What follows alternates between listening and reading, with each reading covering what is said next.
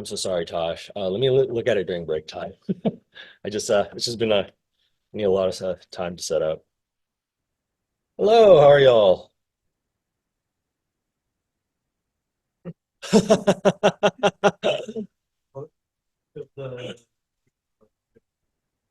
Yeah,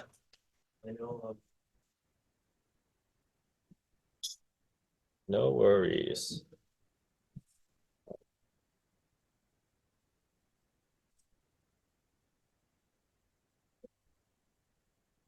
How are you, Amy? So exhausted. Oh, But the weekend with I had like two projects due yesterday, and I did not.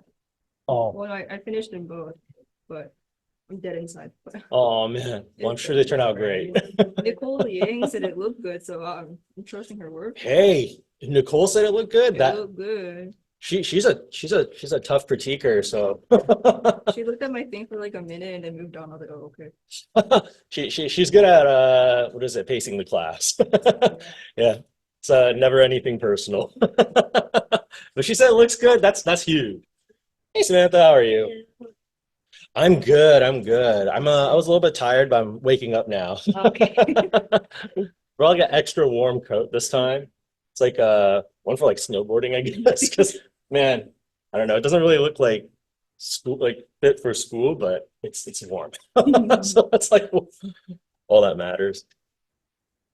Is Randy in the Zoom right now or no? Randy's right there. Oh, he's behind in the back. He also could be on Zoom. I thought you were gonna be late. I said I might, totally, but luckily, like Harvin came in late to stop after the end.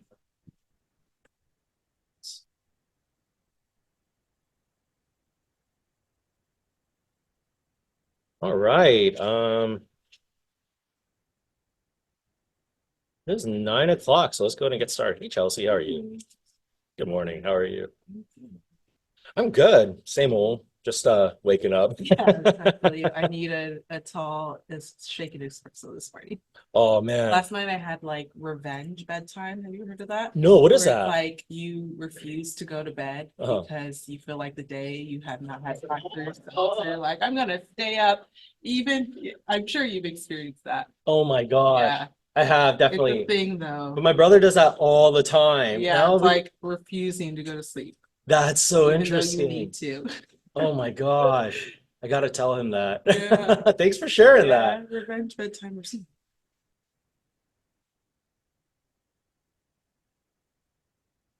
Okay, let's go ahead and get started. I haven't taken roll call yet. I'll probably do that during the break time. So that way, like, we just wait for everybody to trickle in. How's everyone doing? Awesome, awesome. I'm doing pretty good too, just trying to stay warm. We got a lot of stuff to kind of go over today, so I'll go ahead and just jump to announcements. But hopefully everybody had a really long weekend, got to spend time with family, friends, catch up on work, all that stuff. Um, but just to go ahead and jump right in, I do want to go over some homework reminders, just kind of coming up, and also kind of go over, I guess, what's kind of like going on for the next couple weeks, just so you all kind of have an idea. Other than that, though, today's itinerary, we are going to finish the master studies exercise. So I'm gonna start, I'm gonna, what is it? Finish it off with like with the landscape like study. So I already have a landscape kind of chosen out for me to kind of work on for the day. But other than that, though, a couple of homework reminders. So next week on Monday, the texturing exercises are due. So that's the one with the skull and like the four panels. Remember the first three panels have to be from like the references. The last one you can choose like on your own. So if you wanted to find one online or do another one from the reference, it's totally up to you. I definitely recommend if you have that one blank still, maybe choose a texture that you plan to use in your project that you have like a lot of like trouble painting. So it's always like nice to like study the things that you have trouble like doing before like jumping into it. So that I would kind of recommend doing that. Anybody have any questions about like the texturing exercise? Yes. Since you want the references attached, is it okay if we have like the same size square right below? Oh, that's fine. Yeah, you can just throw in the pictures too if that's easier. As long as I have the references and like they're obvious where they are, like that's all that really matters to me. That's a good question though. Any other questions? Awesome. Okay. Let's see. Okay, so really quick, slight change in plans for next week. Over the weekend, I did some thinking about how I want like next week to go, because for the rest of like the first half of the semester, so up until like week 8-ish, we're pretty much just gonna work on like project demos and kind of do critiques and things like that. So there'll be a lot of lab time, which by the way is like other than critiques, like if you want to like bring music during lab time, feel free to do that. Again, I don't play music up here because like when I upload it to YouTube, like I get copyright issues. So like it like takes off all the audio. So if you have like music that you want to bring, that's totally fine with me. Other than that though, let's see. So next week originally I wanted Monday and Wednesday to have a critique. So Monday I wanted project 1 and like Wednesday I wanted project 2. But I really want to throw in a project demo not too late into the second half of the semester. So what I want to do is for Monday, I'm probably going to start doing the project 1 demo first. So that way I can show y'all how I would like get started painting all that stuff. And then what is it? On Wednesday, we're gonna have the project 1 demo, and then Monday we'll have project 1 critique. And then like on Monday of week 7, we'll have project 2 critiques. So the critiques will start on project 6 Wednesday and end on like project 7 Monday. Does that kind of make sense, everyone? I also put like what is it? Like the discussion boards over here. So it will say like week 6 Wednesday, optional 1. It's optional too, by the way. It's like if you don't want to post, you don't have to post for anything. But really quick recommendations for posting. If you do want to post, I highly recommend. So first and foremost, you can post whatever you want. Okay, it can be thumbnails, it can be work in progress. Just do me a favor if you're gonna do thumbnails, like just make sure to number them so that way we can like vote on them. We'll vote on all the thumbnails first, and then we'll go back and talk about them individually. So we'll actually give like verbal feedback on thumbnails too. You can Professor? also post work in progress. So if you've already chosen like your thumbnails and you've like narrowed it down and you want to like what is it, like start doing a painting and you want like feedback on the painting, you could do that. I will be doing paint overs also. So if you do decide to like throw your stuff up, I will like draw over your stuff. It's not going to be anything crazy because I don't have a lot of time for each one of them. But like you will get like a couple of like really, really quick edits that kind of just give you an idea, or like at least like markings and like circles and like arrows with like notes, like pointing to like areas that, maybe I would like touch up. Professor, Other than I that though, was I also recommend it would be great if you posted your reference too. Like your mood boards and stuff. It's not necessary, but like what's really nice about it is if you do post like your reference, we at least have something we can like base it off of. So we can be like, oh, okay, well, like, we could tell like, this particular so this person's trying to go for this style, or versus like this person's trying to like paint this out, right? Sometimes we might not know what like the prop is or the design or like even the style you're trying to achieve. So just having that as like a reference can like really help us understand like where to kind of push you in that direction. Professor. Anybody have any questions about the critiques? Uh, I do over here. Awesome, Professor? awesome. Wait, Okay. Professor, I'm over here. Oh, and next week we're gonna do our first speed paint, so that'll be fun. Yes. Um, Sorry about that. I Sorry, just saw the hand raise. Do y'all have a question? I was trying to ask about Oh, what the? I the can't hear anything. thumbnails. Sorry, give me a quick moment. There's no audio. Can you say something again? I was trying to ask about the thumbnails because I submitted mine last week on Wednesday. And and you said that we were going over the thumbnails today, right? Do we have thumbnails today? I turned in my thumbnails last week. Oh yes. Oh no, I was talking about sorry, my volume's like really low. Sorry, give me a quick moment, y'all. Like I'm like barely hearing anything. Can you try saying something one more time? I turned in my thumbnails last week. Uh-huh. And and you said that you were probably gonna go over thumbnails today because I turned in mine last week and we didn't go over them. Oh no no no. I was saying what is it? Next week. Like if you wanted to submit like for optional critique, like we would go over them. Mhm. Yeah, because last week was technically the due date for the thumbnails. I turned in mine, but we never went over them. Oh yeah, we didn't you mean you didn't get any votes on them? Is that what you mean? Yeah. Oh really? Did you submit well we'll go did everybody got votes last week, right? Yeah, okay. We can go back and revisit that super quickly. Just to like kind of double check. But usually y'all like just good to know. Like if you do I don't know like what the situation is, but usually in cases where like thumbnails are missed, it's usually because they're submitted late. So just make sure to submit like stuff before class starts. But if you know if there are like little mistakes like this, we can go back and like revisit them and just check it up really quickly. But yeah, we'll go and check that up and see what's going on. But hopefully that answered your question though. Okay. All right. Any other questions? And then Rachel, sorry, I have a question. Will. Oh, those are just required for submissions.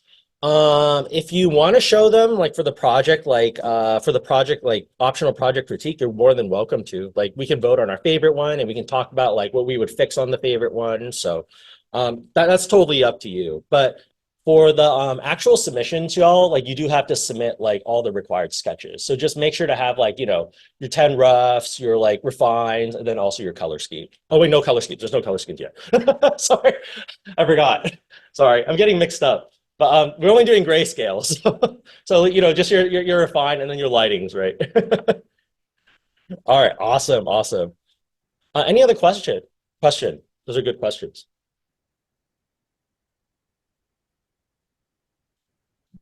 Awesome. Okay. Let's go ahead and revisit that super quickly, y'all. We Wait, can't hold spend- on. I found my post and it looks like it's been voted on already, but I don't remember going over them. But thank you. Sorry. Oh, no worries. Yeah, we didn't go over them last week, so you're on track. Okay. Thank you. Uh-huh. And yeah, I turned it in on time. Oh, perfect. Okay, so yeah, there's perfect. So I'm glad the confusion was solved. Okay. In that case, let's get started on the landscape painting. Um, all right. So I already got this set up. Let's go to arrange to vertical. Arrange to vertical. I only want to work on this for like a day, so I don't want to spend too much time on it.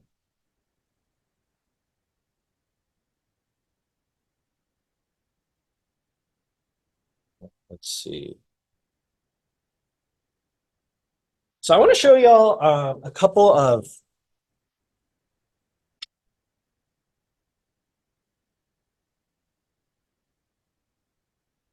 like new ways that maybe y'all can like start off like a painting.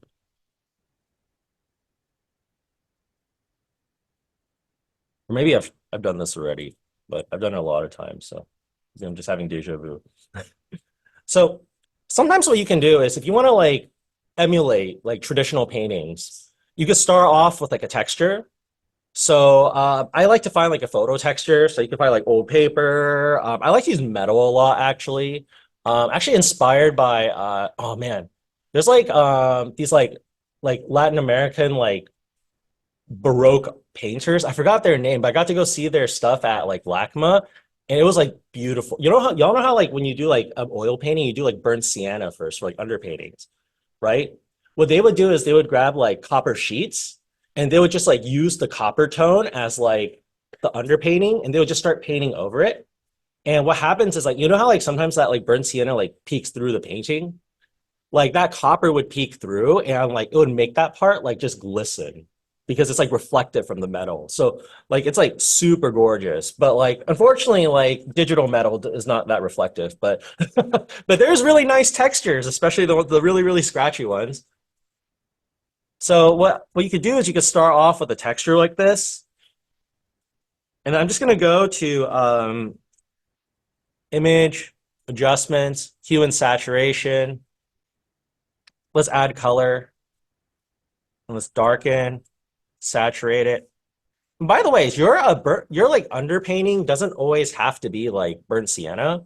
Like we do that traditionally, but like if you want it, I've seen people use like ultramarine and like purple before. You know, like especially if it's like like if they have like a really yellow like landscape, like something with a lot of warmth, they might use like a purple to like help, the yellows pop out a lot more in the beginning.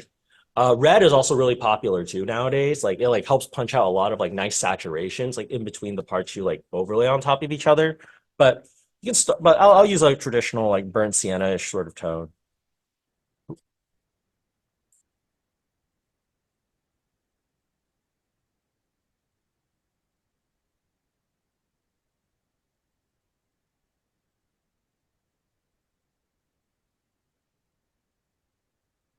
Go ahead and make a new layer. I'm going to be mostly using the Feng Hua brush for this one. Just a really good brush overall. Let's go ahead and grab some darker burnt sienna.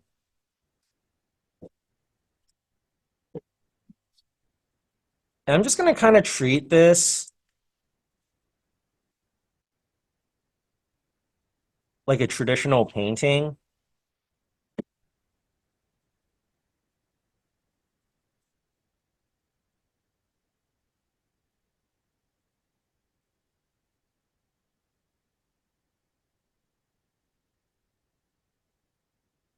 I'm just figuring out like where all the proportions are first. Get all my big shapes.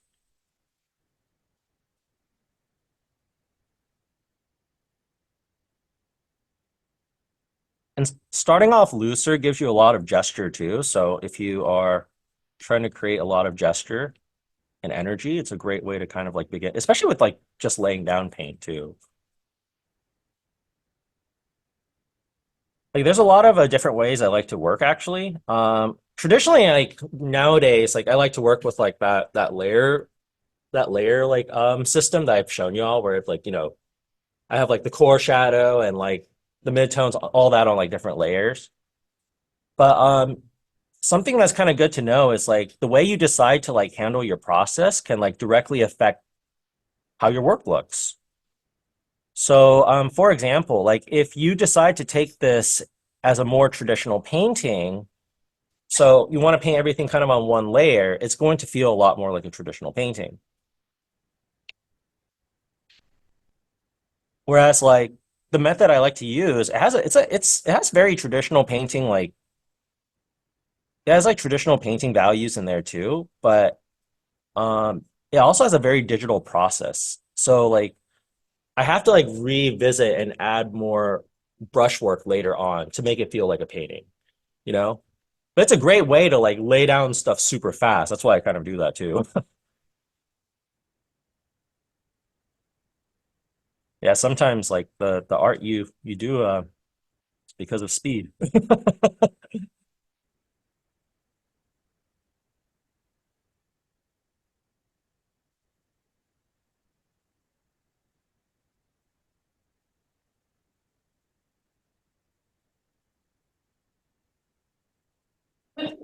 Bless you.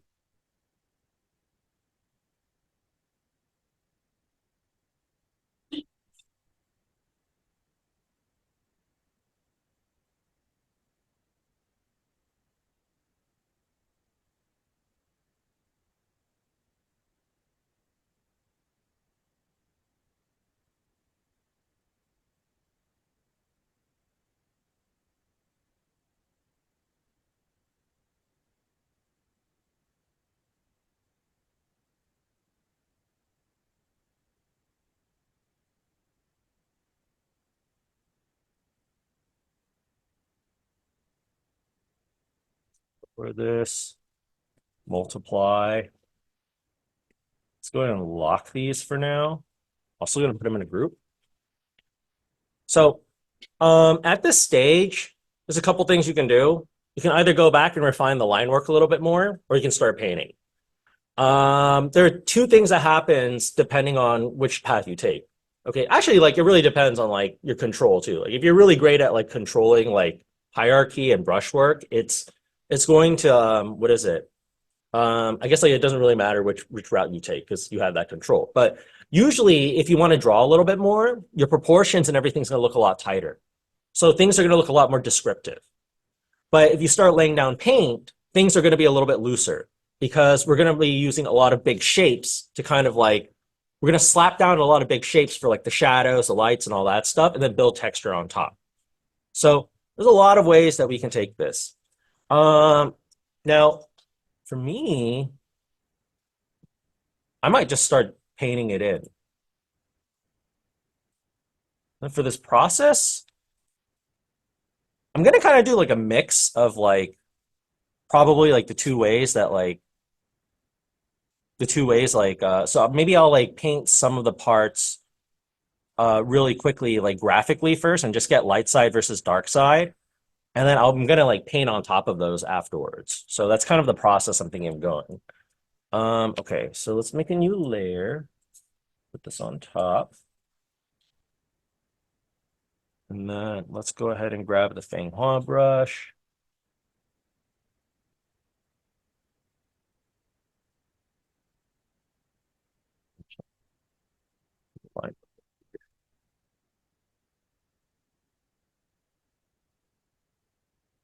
I want some of the burnt sienna to like peek through too. Like in areas where I feel like the blue is maybe like a little bit more neutral, I can let it peek through. You can like erase into a little bit too, kind of like.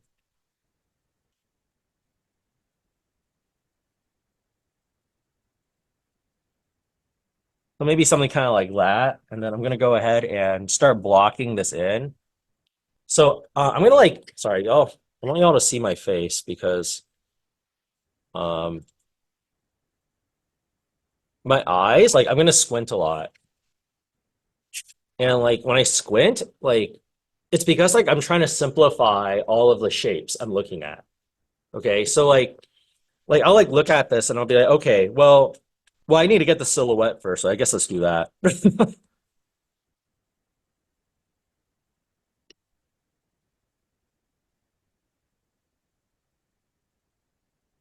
The silhouette, by the way, Shaw, if you need to do the silhouette in like a different color first, and just so it's like easier for you to like see like what the silhouette looks like, that's totally fine. You could do that.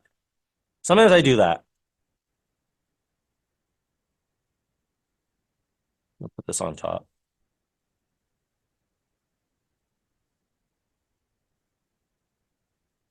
But again, when painting in this method, like it feels a little bit you're painting like if you don't like draw more, the painting is going to feel a little bit looser because it's definitely a lot easier to make proportional, like detailed proportional mistakes with just like big blocky brushwork. But the benefit of like big blocky brushwork is the brushwork, you know, you get like a lot of beautiful, loose,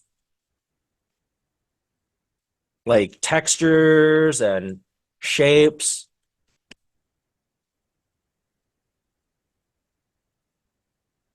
So if I want to do that, I could do that first. And then maybe I can grab like a darker green.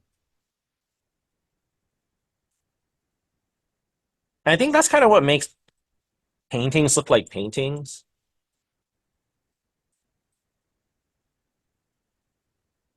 Is like that it gives that human touch of like imperfection.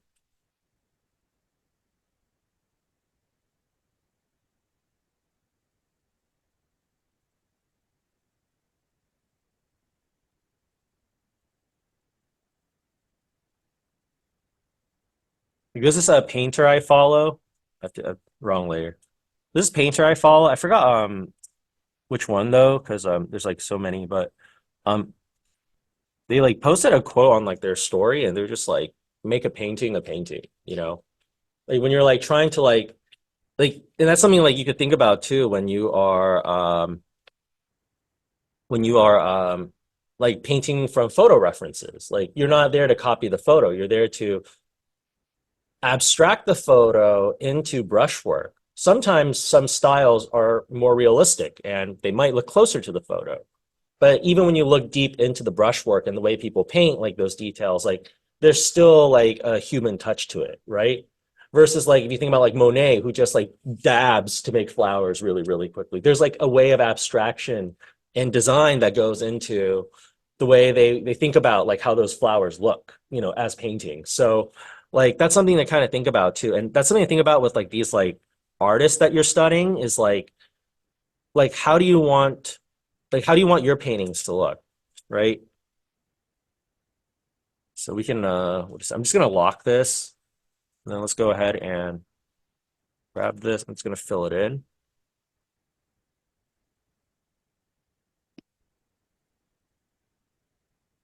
Same for this one. So you see, I can like do that like really, really quickly with just oh shoot, purple. Something kind of like that.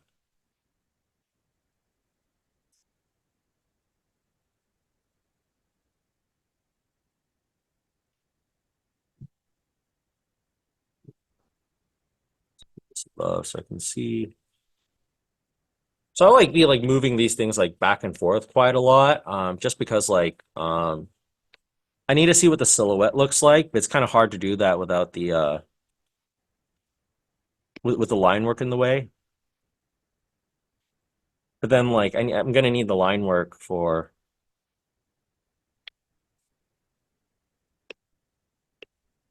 I'm gonna need the line work to like know where to put things later. So let's do this.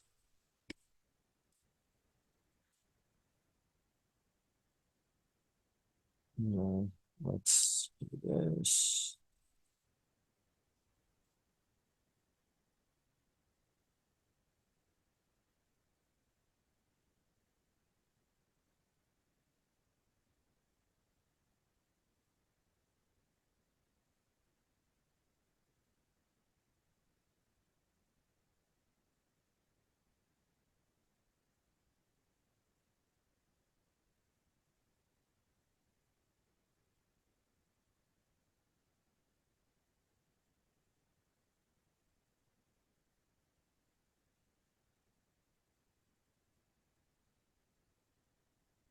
It's making you layer, clipping mask. So you could start this in black and white if you wanted to also, and like add color in later. Um, I won't show. I don't want to show too much of that right now though, because we do have like a specific painting like later on where I'll just do that. But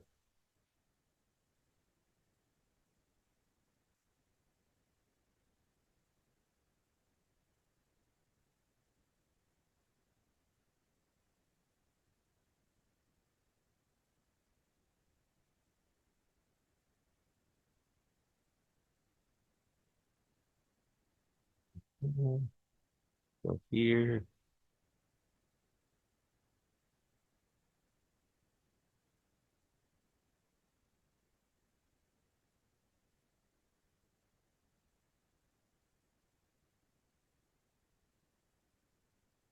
You can also use your lasso tool, by the way, y'all. So you wanted to like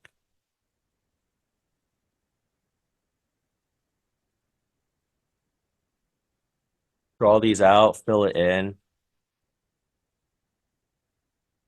and go back and carve.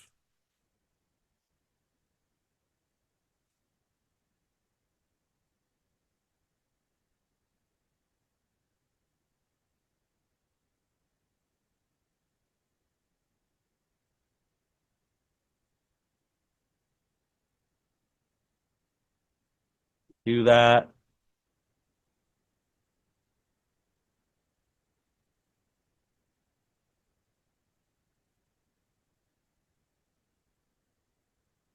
So y'all can see I'm just trying to get like my light side versus dark side and go back in and darker. Yeah, something kind of like that. Snipping great. So one is a black and white, one is just using the grading iron tool. Mhm.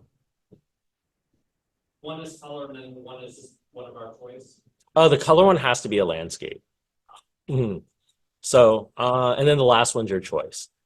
Mhm. Awesome. Good question.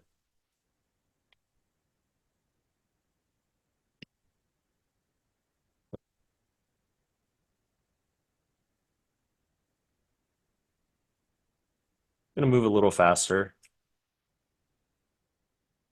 Let's do this. Just a light pass. And then let's see.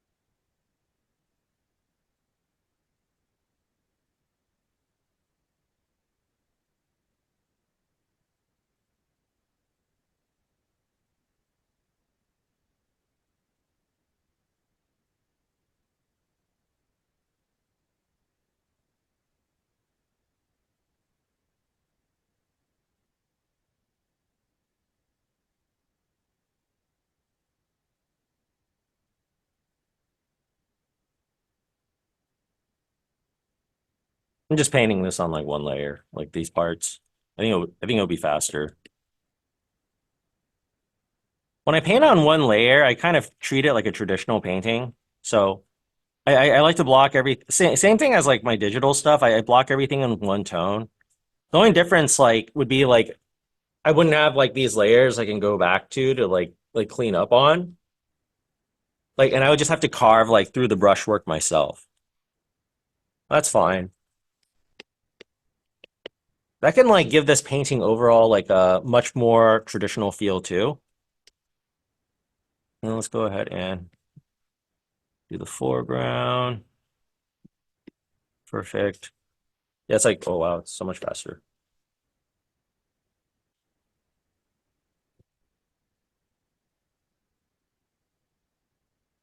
At least for now, it's faster.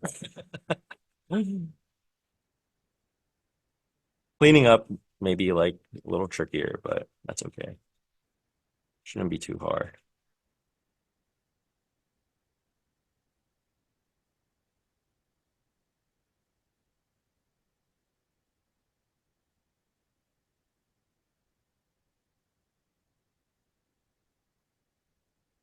Go back and carve into it.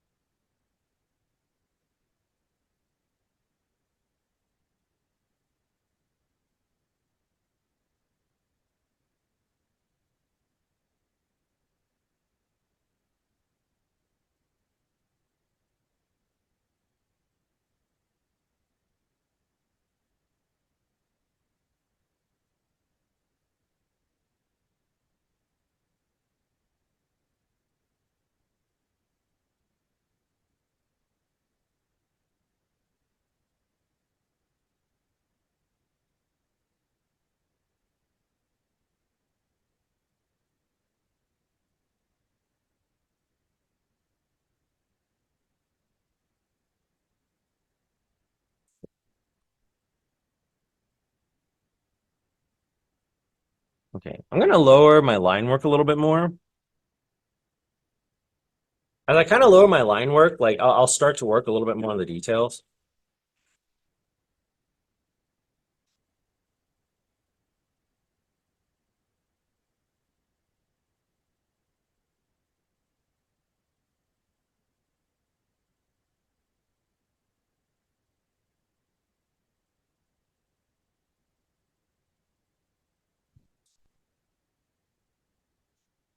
Let's go ahead and grab some of the soft brush. Let's go to the water. Go back to the Feng Hua brush. Add some texture.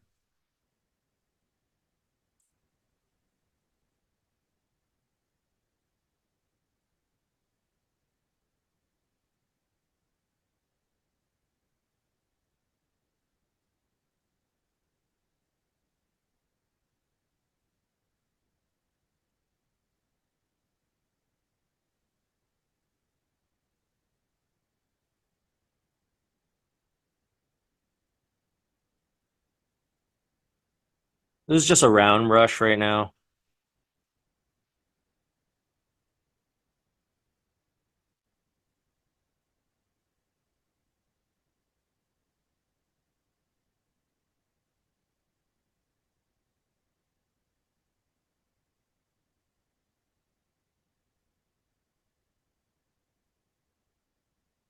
Back to the thing. Oh, need the texture.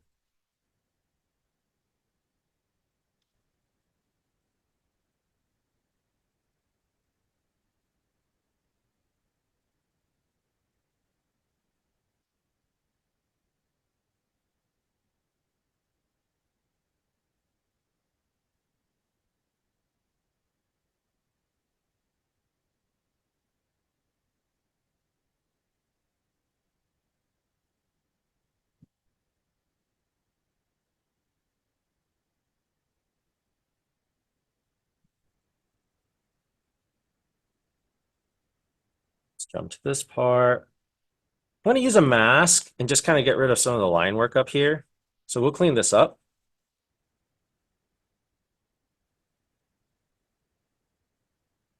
Let's jump into these parts.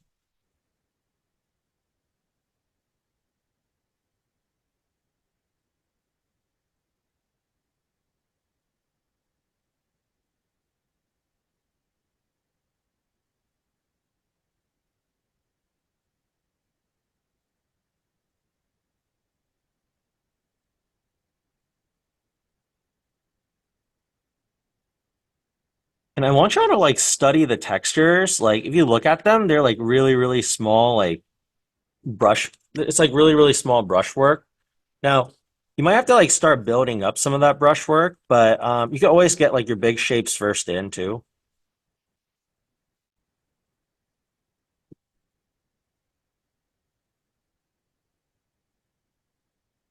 Let's make this a little more cyan.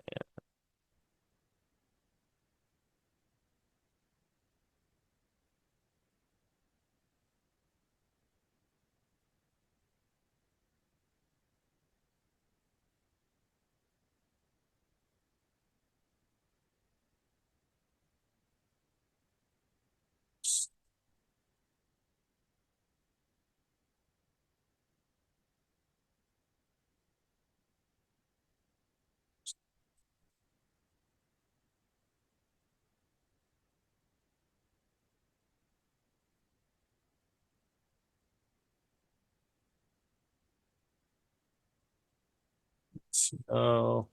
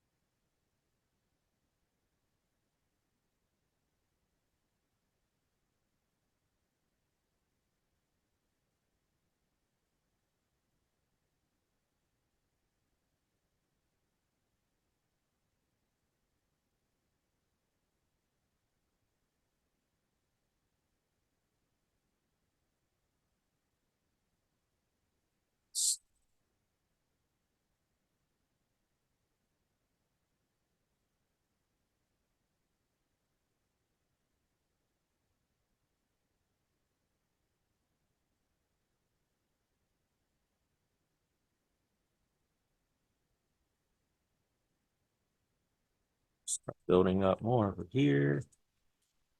I would recommend to start on like your focal areas whenever you're working on these. Let's actually get more of the sky too. We can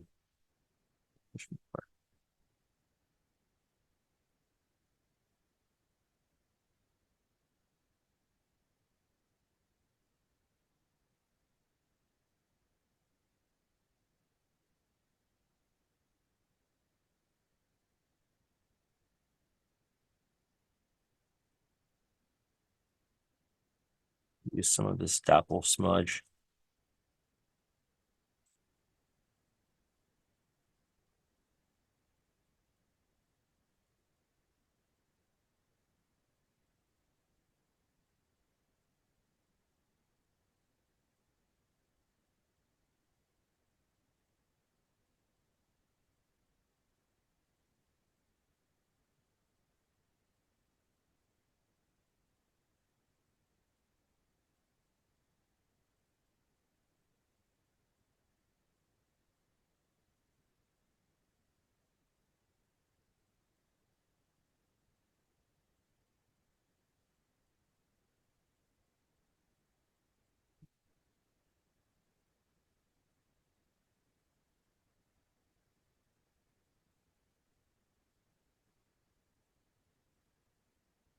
Gonna make a quick save over here. So, well, I should also save my work. Um, Landscape.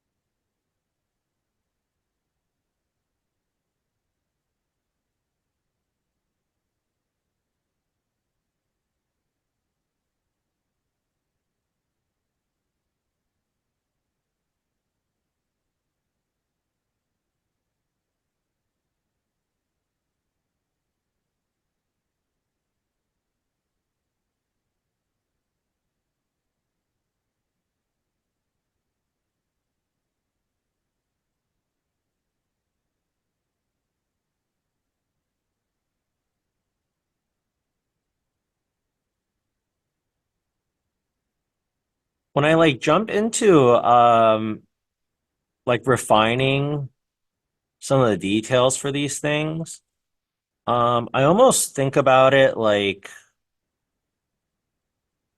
in a way where like I'm doing like color pencil. Now you can think about it however you want, like, but if you can kind of like relate it back to a method that you're familiar with, it'll be a lot easier to like handle the finer details of the painting.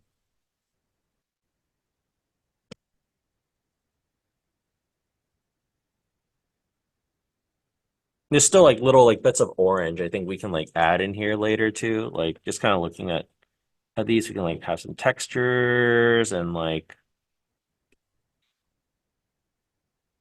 some of the parts can have like these like little hints of like orange, like all that kind of stuff. But we'll add more of that stuff later. For now, like I would just recommend. And this part's like it's a little bit tricky, so I apologize if I get like a little bit quiet. I just need to like focus sometimes. But in general, just trying to render out the shapes of the light side versus dark side. And I try to look at shape too a lot.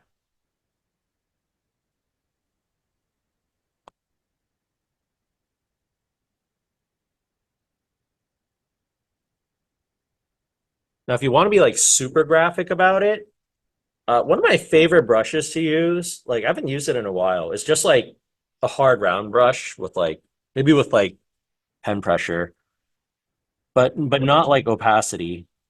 Like this is like a really good brush for like carving. Also, probably the best brush for like inking, in my opinion, or one of the best.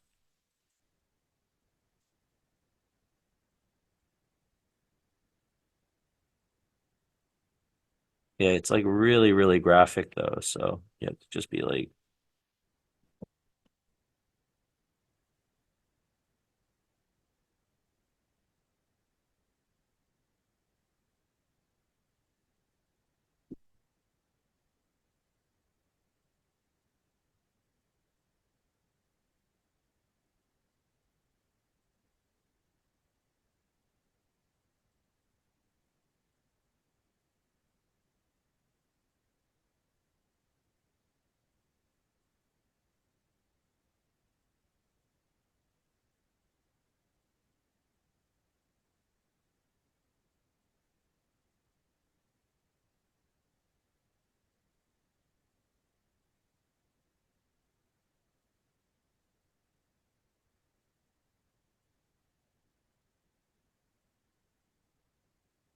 this.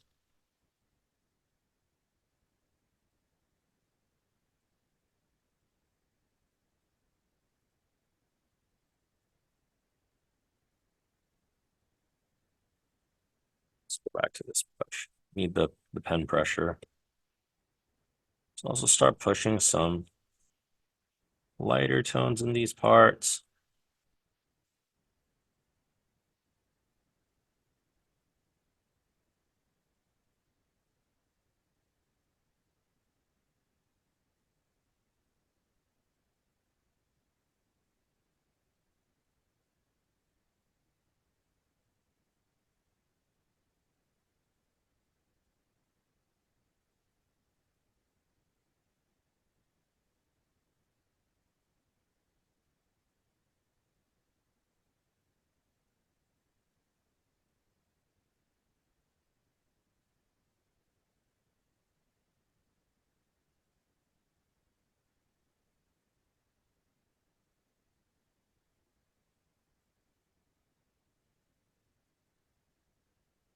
Start adding some texture.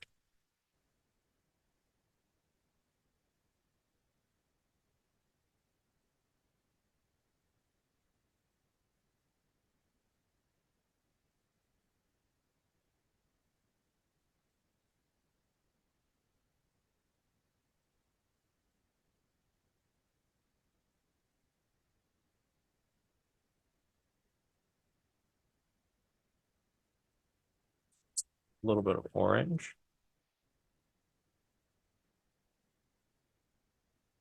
This painting has like a lot of like glazing. I feel like there's a lot of like little bits of like color and like the snow and things like that. So I try to like glaze it over with like like specific colors first. Maybe like a cool so I can get the shadows, then like a warm so I can get like the midtones.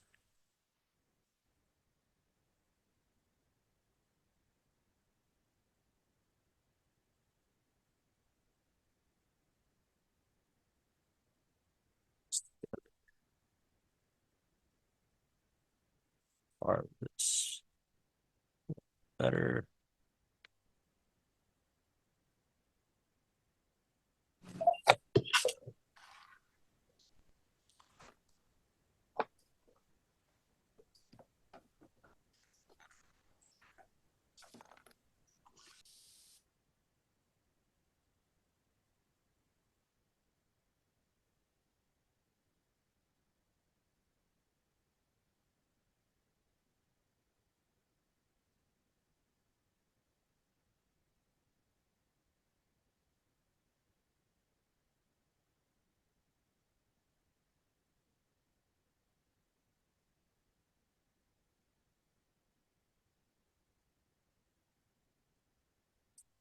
Opacity well, actually, you know what would be a good brush? It's actually I think the watercolor brush would be really nice. Where is it?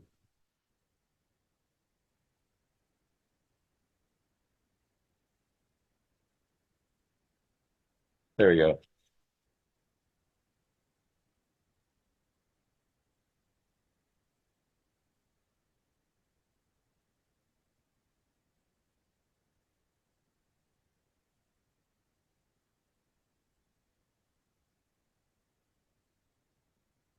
Yeah, this brush is like really good at like making it feel like there's like planes and like textures and stuff. So I can go back in here and just reintroduce some of that. I do need to go back later with the Fanghua brush again to add more like noise, but we can start off with just do this.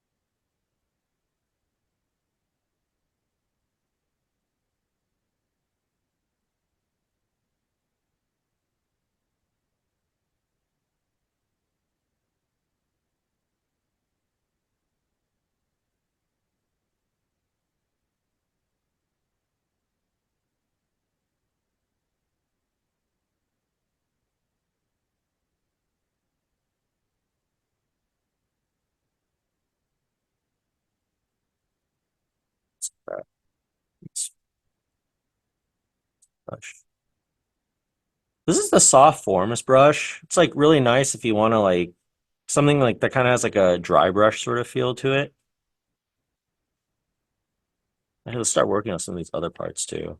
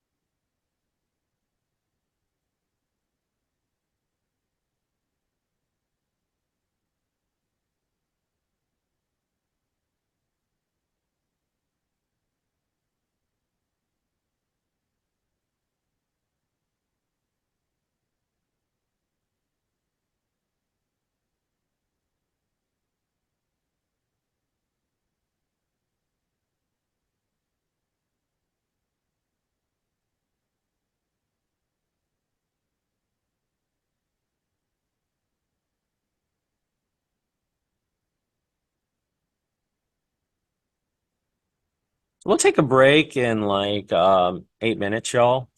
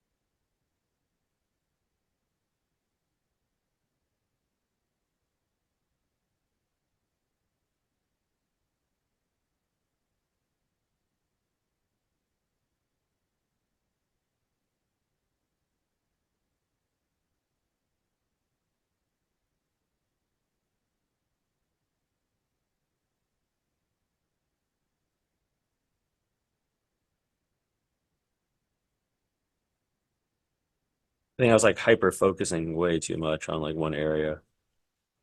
So try to avoid that, y'all. Like helps to get all the other stuff in. Especially since like I just getting sucked like way too into the details in the beginning. Like I'm never gonna stop. So like I want to like re-strat. I was like, okay, let's re-strategize actually, because like Yeah. yeah, it happens, right? Here's the thing about that though, Uh-huh. no, like you won't stop, cool, it's not gonna happen. Yeah, it's important for us to catch ourselves when we're doing that, right? Also, like I was just like, man, like looking back at this, like I need like bolder brushwork too. Like just slapping down more energy. Like feel like I was trying to be way too careful. And there's such thing as way too careful too, y'all. Like this kind of like painting, it's really, really loose. It's not as refined. There's a lot of detail in the looseness too. Like trying to like recreate it like brush for brush is going to be literally impossible. So I'm just like, okay, you know what? Like in that case, let's just try to like re-imitate like the technique, you know, the best that we can. I was just like, okay, I need like I need like bolder brushwork, bigger statements. Because everything here is like shape and like texture based almost.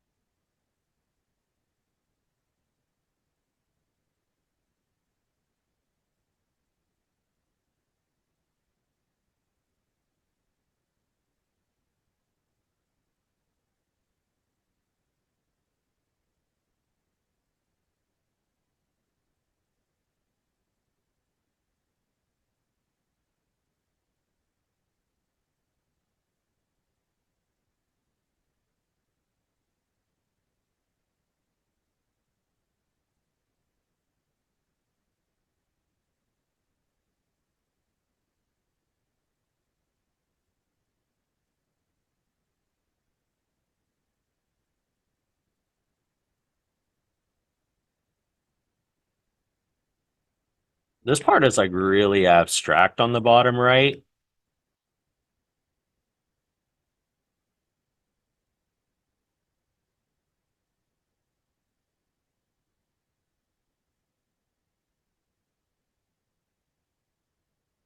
But also like something kind of good to know too is like how do you abstract things in a painting so they still look and feel like the things you're trying to paint, right? 957.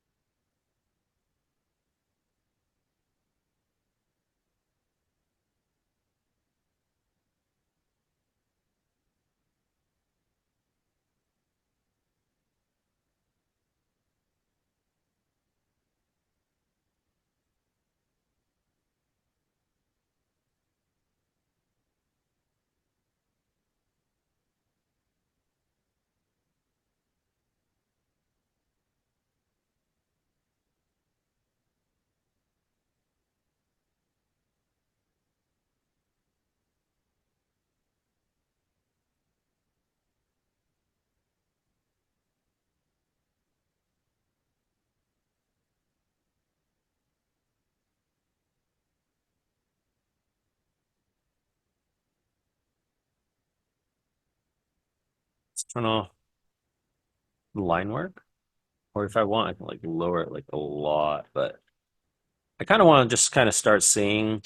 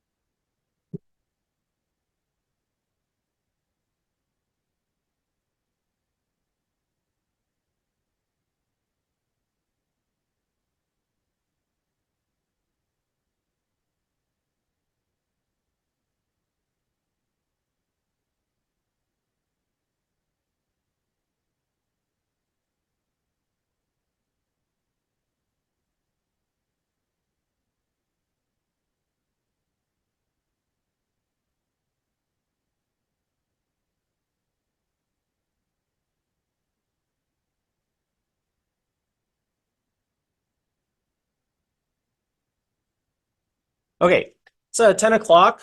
Let's go and take a really quick break. Also, I'll bring it over next week too, because I know like this week we had like this rain situation, but I brought like a couple of like art books that they're mostly like foundations books that I just like recommend. There's a nice treat though. Just if you want to look at it, be really careful with it because it's like a prize. It's like really like like a treasure to me. But for those of y'all who are fans of what is it? How to Train Your Dragon? Y'all know Nico Marley? Yeah, I have like a copy of a sketchbook. So if y'all want to like take a look at it, y'all can like, but just be super careful with it. It's like my only copy. Yeah, he does like really, really cool stuff. But I'll bring it over again next week for the people who aren't here. But yeah, other than that though, let's come back at like 10, 11. Yeah. So let me save this really quick. I could like really push this back actually.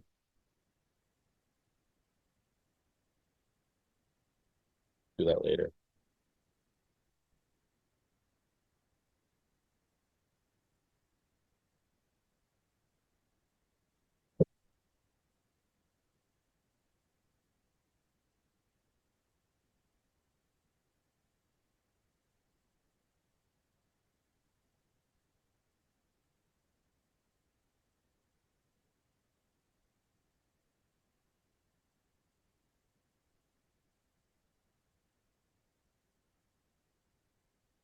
If you don't want to take a look at them, feel free to. They're all foundations books though. Do y'all want me to bring like concept art books too, or sometime? Yeah, okay. I'll bring some like art books too. But yeah, these are like good foundations books. So one's on like digital painting techniques, one is on like dynamic drawing, the other one's on like figure drawing, and the other one is like on like narrative storytelling, like composition. So it's kind of like all the if you had to like if I had to recommend people to buy like textbooks to have, like these are the ones I would recommend.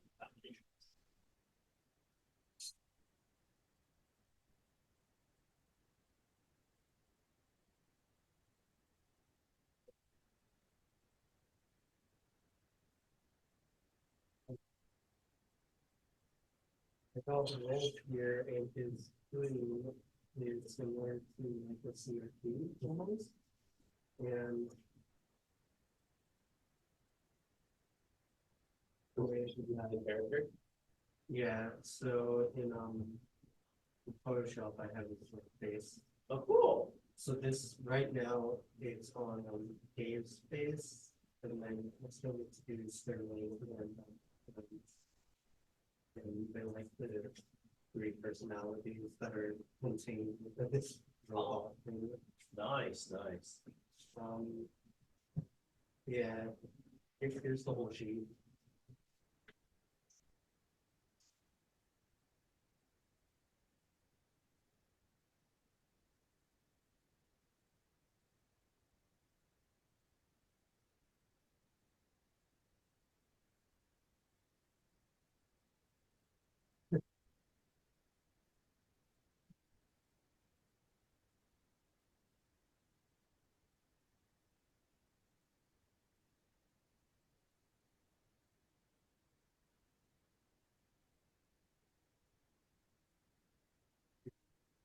Oh, cool.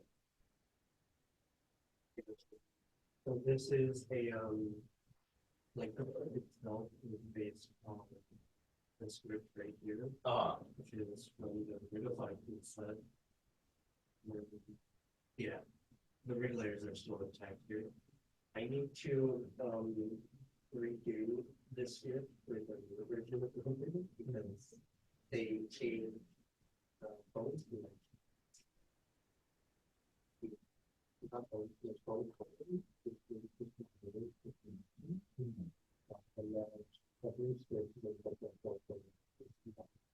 Oh no. So I need to rewrite that script. And then. Oh, that's cool. Yeah, Nice. this is all of the stuff that I have to develop. Word. They're like, No worries. I should probably order them. If I'm gonna show them. Oh, yeah.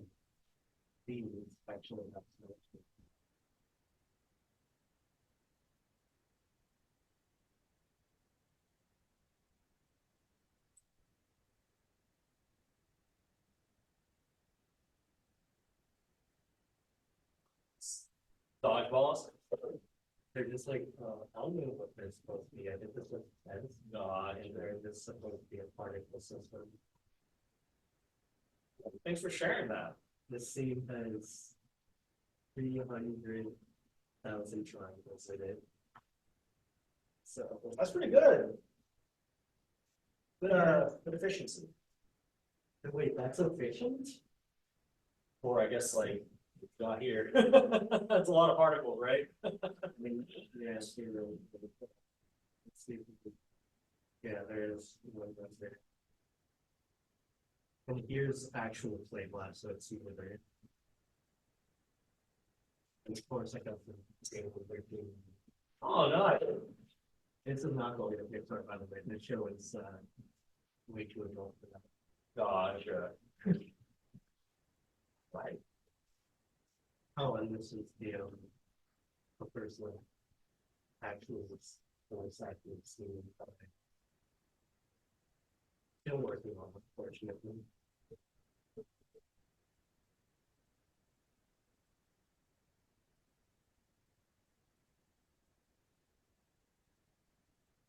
Don't mind the PNG. He doesn't have a bottle yet.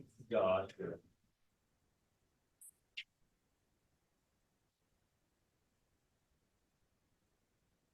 Gotta take over. Thanks for showing me that. Okay.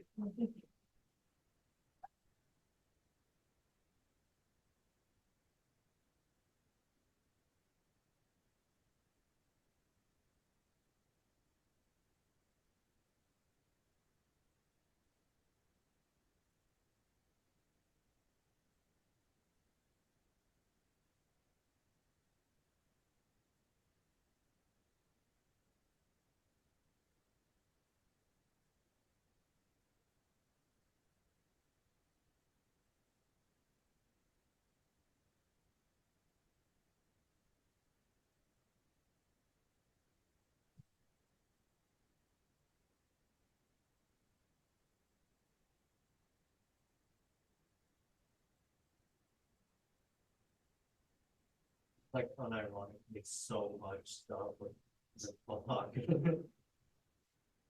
uh,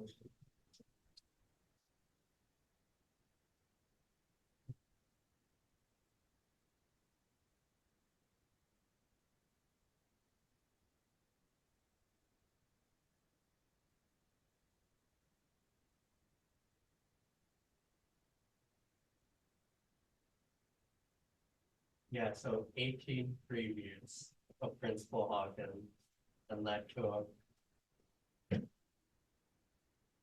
like over a year to compile all of that from the start to the final character. A year and a half of just editing. Oh man, well, it's all worth it, right? Yes, because now it's literally one of the most complex. Well, that's a lie. Shelley, the lady with laser eyes, she is the most complex character in the show now, Oh, really? so far.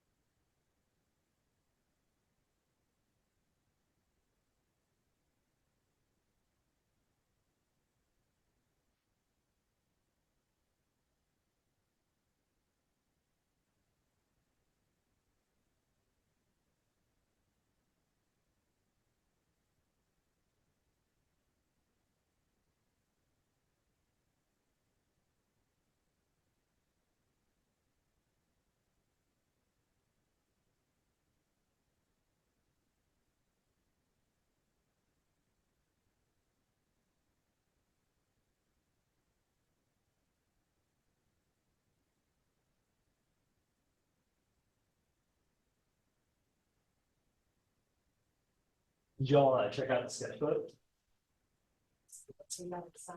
I know, right? I maybe talked about it in like the B class when we were in there, but did I tell y'all like I worked with well, one of my mentors was like he was one of the two art directors for Art Training Grad. Yeah. Yeah, he was like yeah, he was my neighbor. We met him because my mom's a real estate agent, and when I was a kid, he wanted to buy a house. So like my mom, and they found out that his wife taught classes like over the week, like in their garage, but he taught on like Saturdays. So with the wife, when he was in a dream. So he would so I would go on Saturdays and learn under him. And one day he was just like, "Have you seen like How to Train Your Dragon?" I was like, "No, I haven't." He's like, "What?" And then like he came like it was like crazy. It came back with like this DVD and it was like super janky. It looked like just like a random, it's like a test. And like they open it, there's not even like art on the CD, it's just like burned on there. Yeah, it's just like, here, this is for you. It's like, oh, I also got you like the sketchbooks. I originally wanted to do like character design, so that's why you got me that sketchbook. You got like Nico to like sign it and everything too. So it was really nice of me. Yeah, it's like probably like the one like thing that's like my most precious art book, I would say. Even more than the One Piece ones. Those are all great books. So if you have like any questions, let me know. They're all like great. I think like that for your drawing book is like you just need. There's so many anatomy books that are just it's more scientific, but that's like how to make like when I used to teach high schoolers, like they wanted to do this, like we're just like, hey, buy this book and just like copy everything. And we promise by the end you'll like at least get like you'll understand what's going on. All right, I'm gonna go ahead and continue, y'all. But also feel free to keep looking at the books and stuff. I'm gonna start off with just pushing the atmosphere a little bit more. So I feel like I can do that.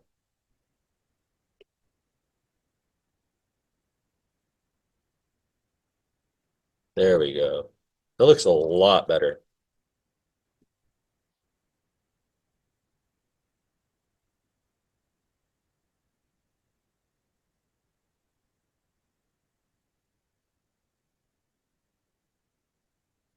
Oh, let's make a quick save. So just so we can see. So a lot of stuff has been done.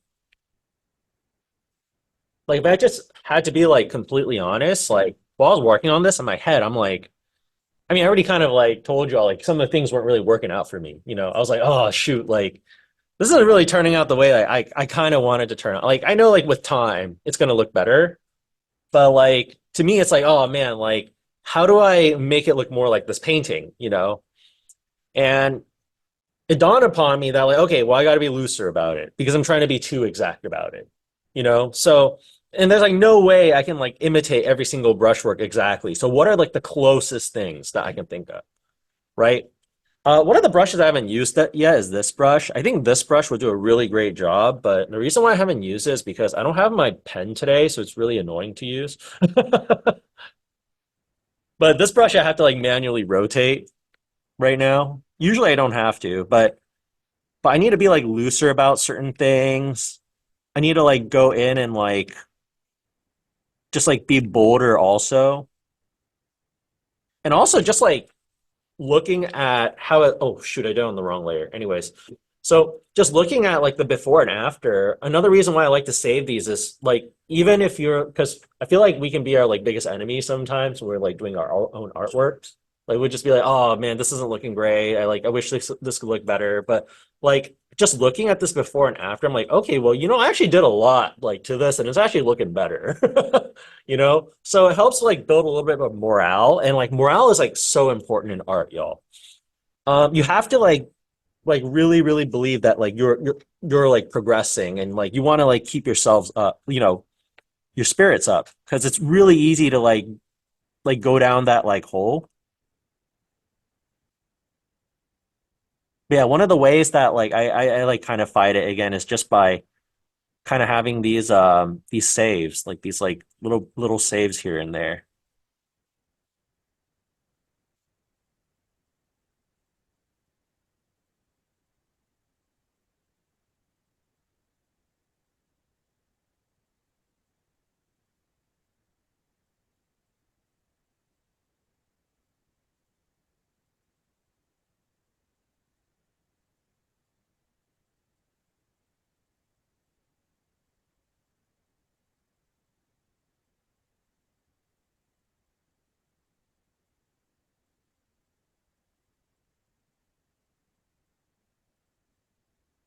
This is actually probably the brush I should have started off with.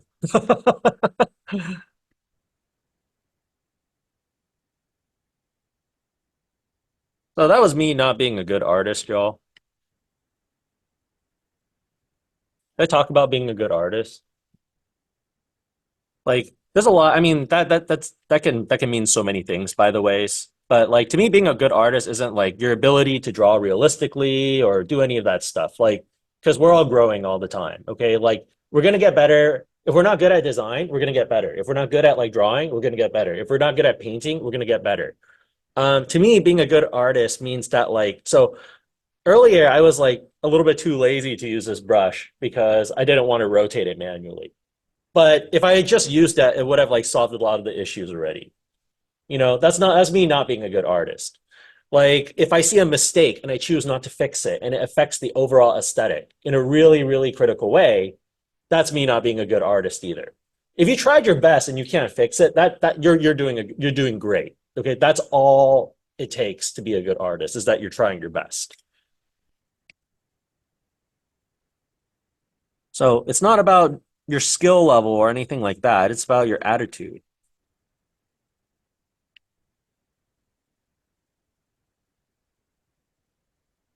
Like, look at that texture. That's great.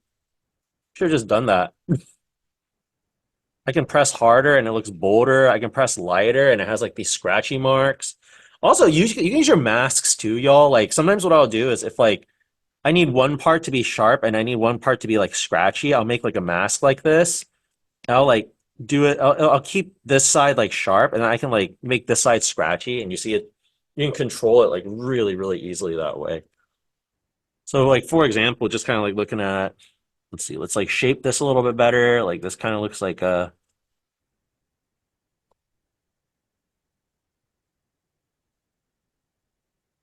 shoe or something. Then like let's grab this part.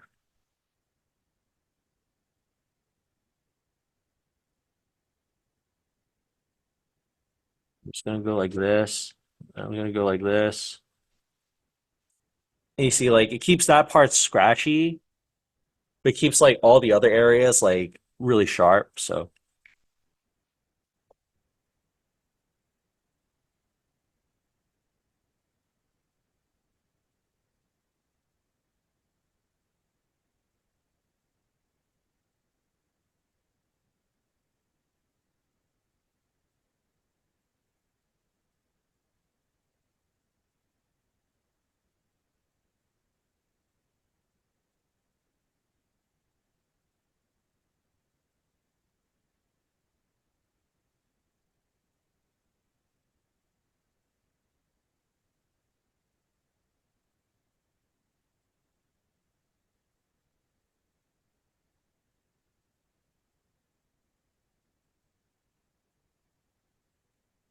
more of this neutral blue in here.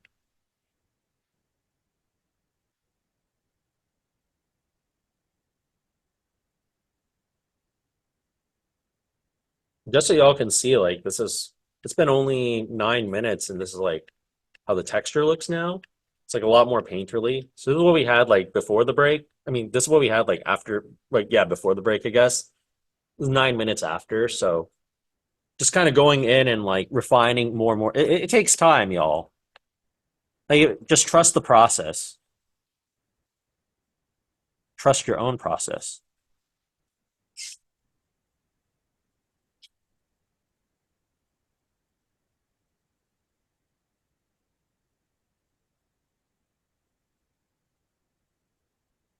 Rotate this.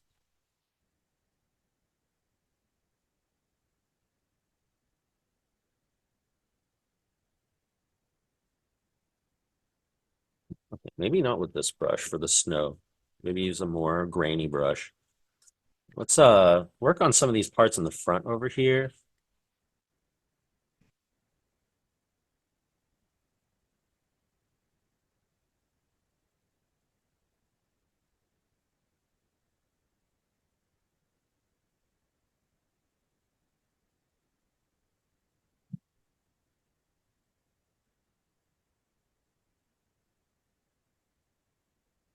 Just gonna be a little bit bolder about my brushwork to start. Oh, shoot. Oh, by the way, so if it helps, like if you ever like feel like you need to turn off your UI, just press tab. Tab like this is like presentation mode, or this is a or it just cleans up your UI. So sometimes like if I don't want this stuff on the side, I'll just press tab. It's great for if you have a small screen. If you have a small screen, like I use it all the time for my I have a tablet that's like a 13-inch, like it has a screen on it, and like it can be really tricky to like have the UI on at the same time. So that's what I use it for.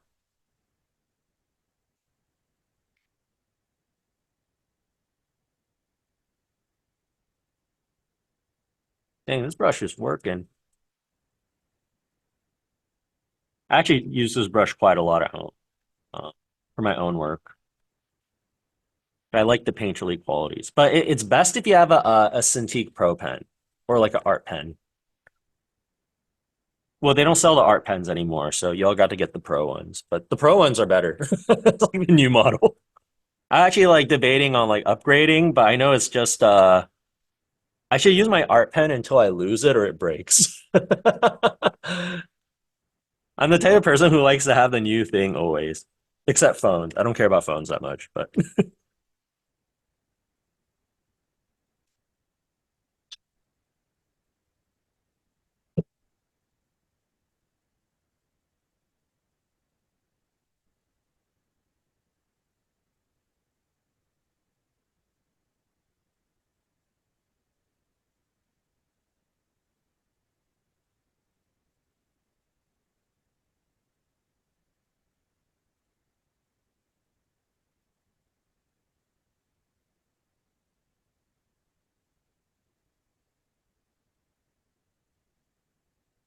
work on this side. So again, I recommend to like maybe jump around a little bit, y'all. Like, don't just focus on like one part. It'll drain a lot of it drain a lot of like energy just in general because especially if you're a perfectionist, you're just never gonna find like perfection in something that especially something like this. It's like a lot to like just. I mean, to me, the only thing that can maybe like copy it exactly would be like a photograph or a scan, right? But even like somebody who like copies it like really, really, really exactly. I mean, unless they do everything brush for brush, is probably gonna. It's still new like brushwork being laid down, so there's gonna be like some super slight differences.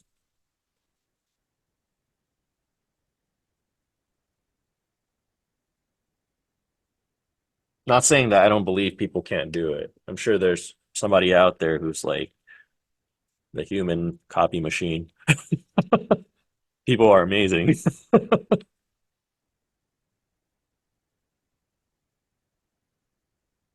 Have I ever told y'all like the craziest magic trick I've ever seen? It like was like it was so nuts. Like it was like a street performer in like London. And he said he what is it? He like had to go to like India for like 20 years to like learn from like a master, like before like for this trick. And basically what he did was he grabbed like a wet paper towel and he put it in like a wine glass and like he just stuck it in there and he just started stirring it and it turned into a mouse like in front of our eyes, like in the glass. And he like dumped it out, and the mouse was just like, it was like his, yeah. I was like, it was like you could like literally see it transform from like paper towel to like mouse. It's like the craziest thing I've ever seen. And I'm just like, and the thing is, everybody's standing in a circle around him. It's a street performer, so from every angle, it looked the same. So I'm not sure how that illusion was created, but that was like the coolest magic trick I've ever seen.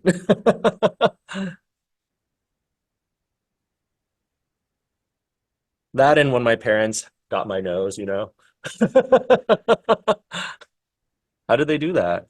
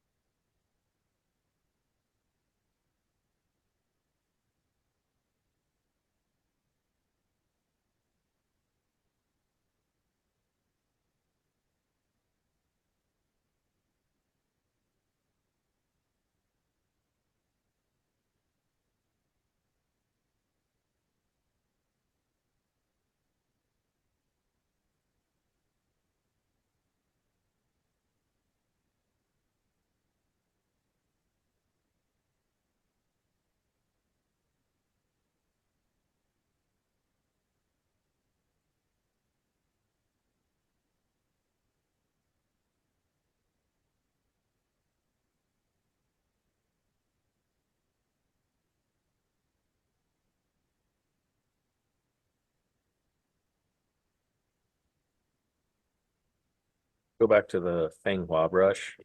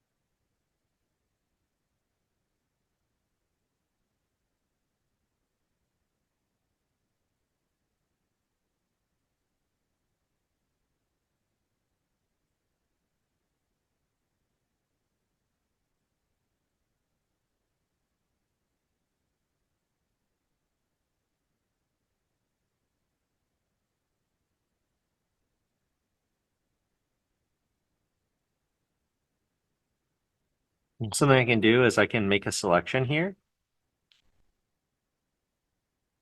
And then what I can do is I can start painting this shape, but you see it doesn't go into that rock because I made that selection. So it's kind of like using like masking fluid.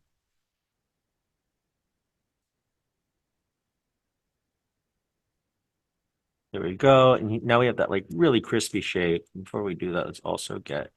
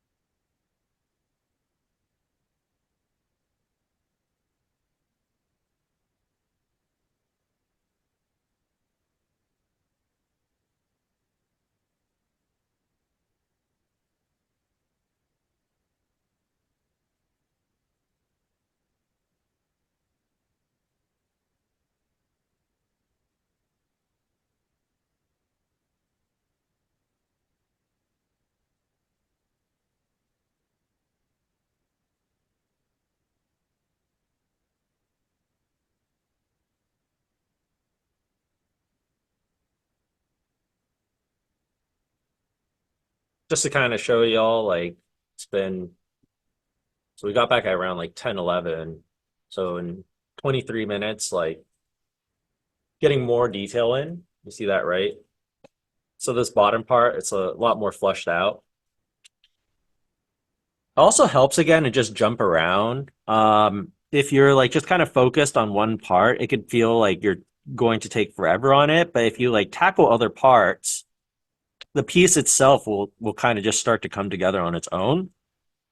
And you'll start to notice like you might not even have to like you might not actually even need to like get all of those get some of those parts. Like some of the parts might look great the way it does already.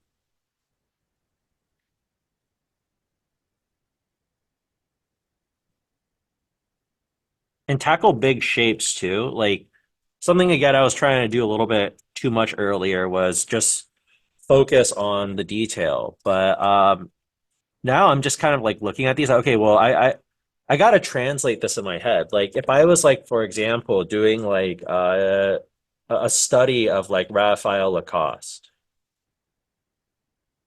you know, like his stuff is like really, really, really detailed. You know, like it almost like some of this like matte painting too, but it's like really detailed, you know. So if I want to go for that, then I can be a little more descriptive and draw it out. But over here we have Edgar Payne, who is like a lot more loose and a lot more.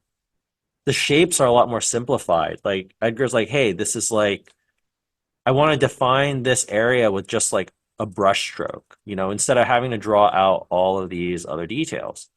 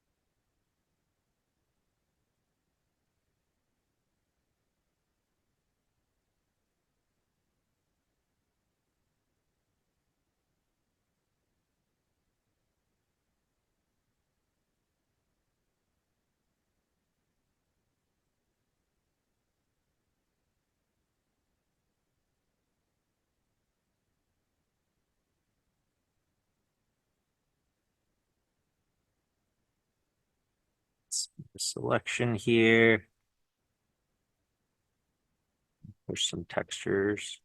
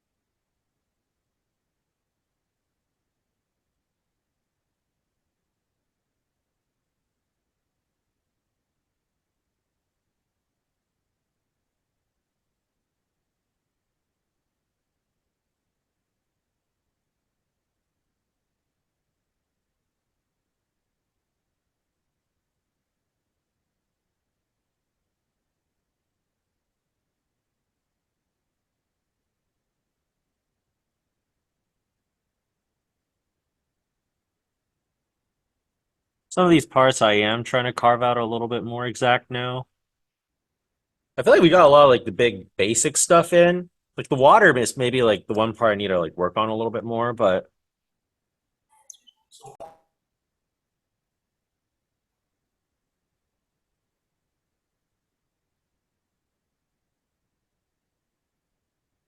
yeah, what I kind of want to start doing though is I want to start pushing a little bit more into like the light parts of the rocks. Like a little bit of like accents of like these oranges would be nice. Yeah, that's like really like bringing it together too. Like, oh shoot, I did on the wrong layer. Let's do this. Let's do this.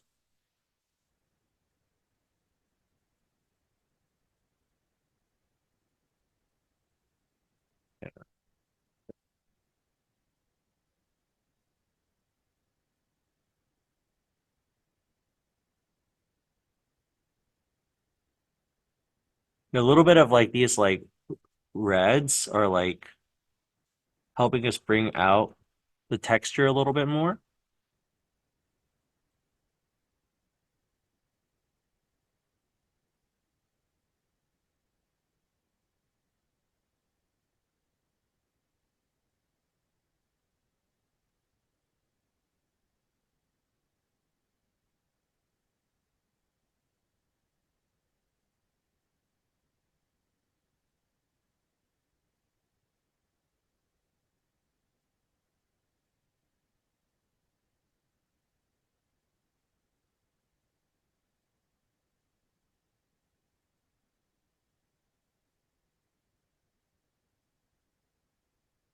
Let's try this. Oh no, it's too bold. Um, I guess this one. Yeah, this one's good. Make a new layer so I can spot add where the snow needs to be.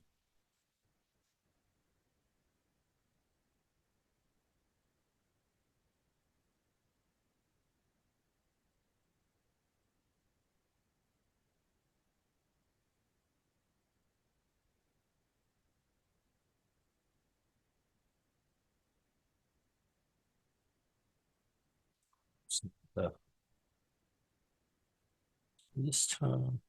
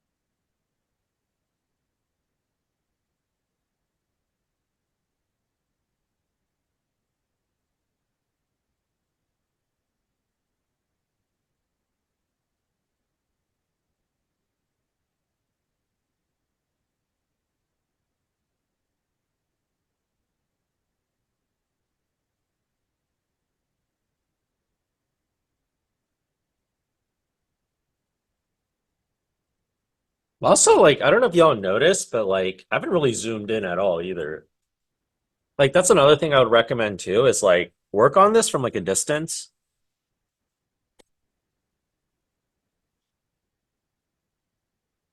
Like, once you zoom in, like, you may like get like way too sucked into like the details.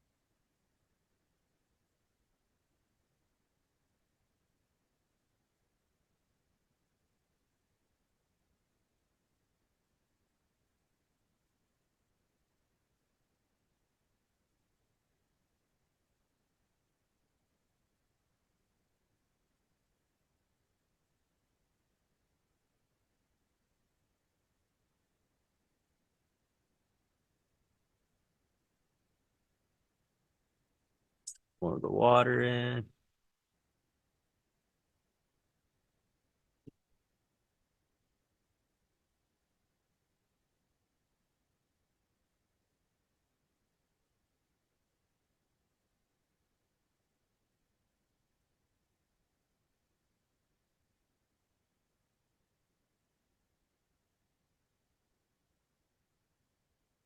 Some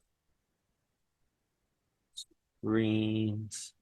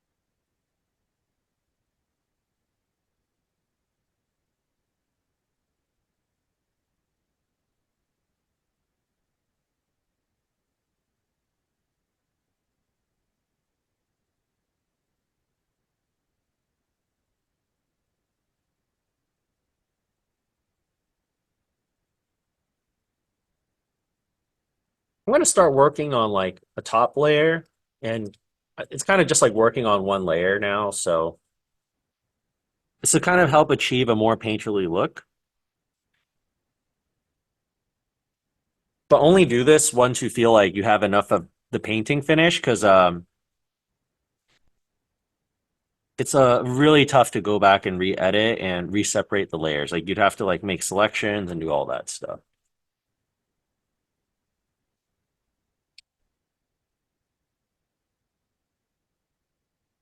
Yeah, like certain parts like over here makes it a little bit easier for me to like just kind of blend them and work on these like soft edges a little bit together.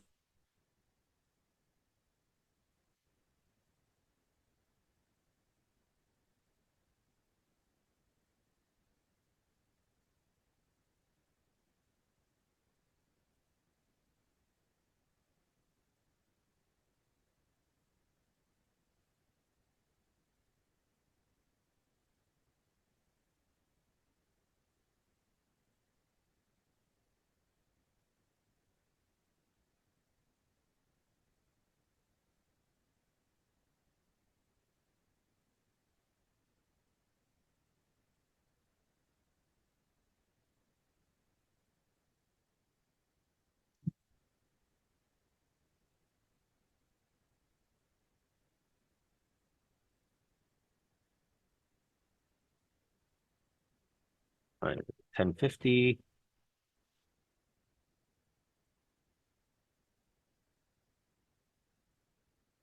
So maybe in about like 9 minutes we'll take another break, and then we'll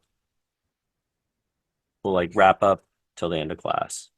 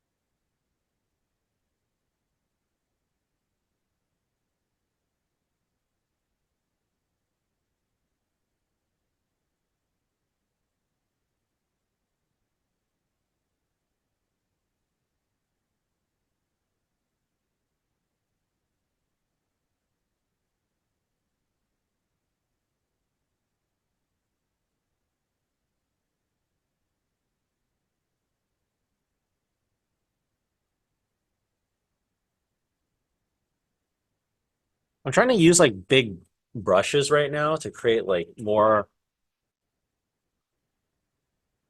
bolder statements and textures.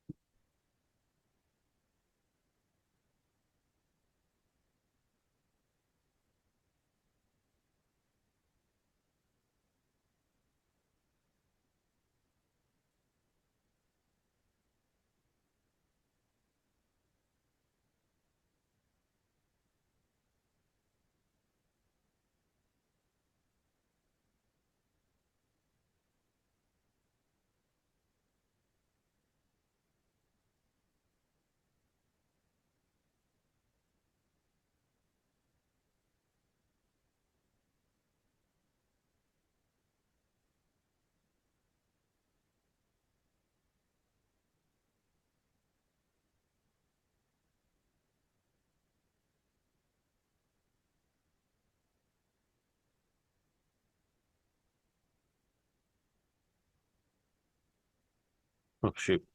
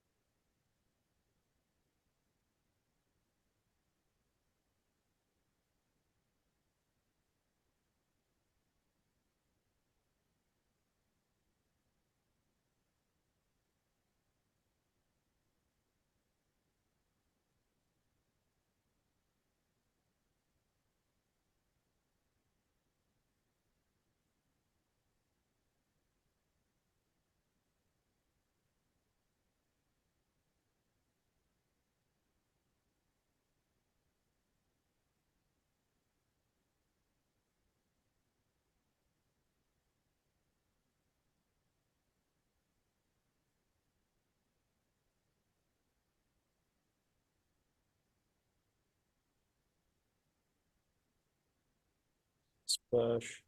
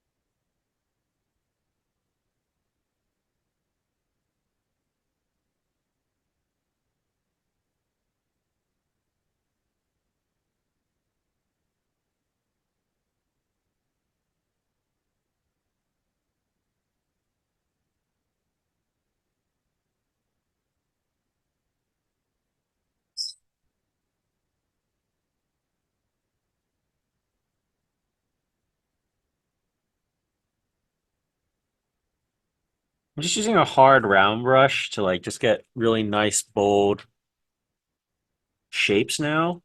And I'll use like a smudge brush to like soften some of those edges.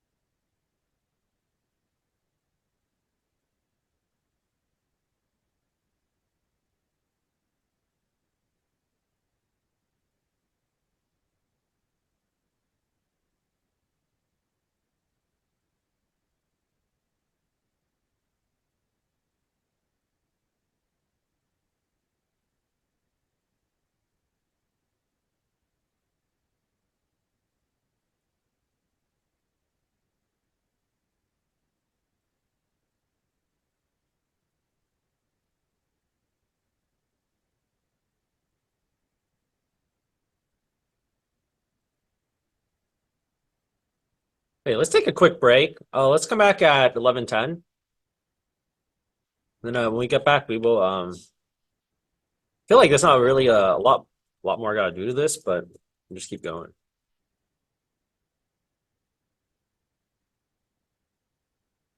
Yeah, just quick before. So this is like from the previous save up until now. So see, it's looking a lot better. It just takes time, y'all.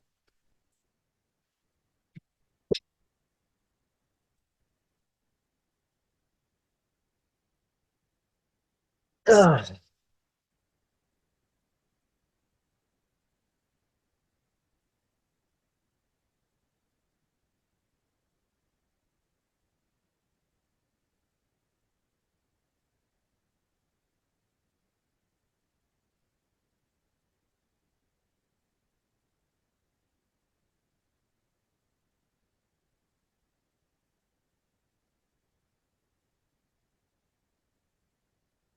Yo.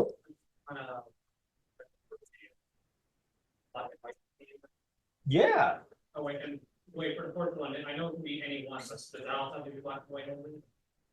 The fourth one, like you just follow whatever reference you choose. Oh, So like just do a master study of your choice. all right.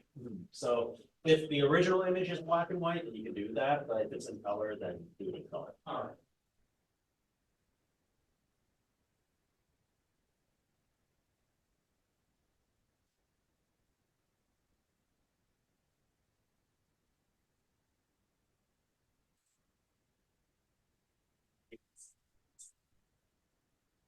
That's great. Yeah. I think like I just started giving a couple suggestions. I think process ones, it might be a good idea to like start doing these parts first, right? So like your years ago, right? But other than that, I think like just have some like sharper brush strokes to up the soft. Great.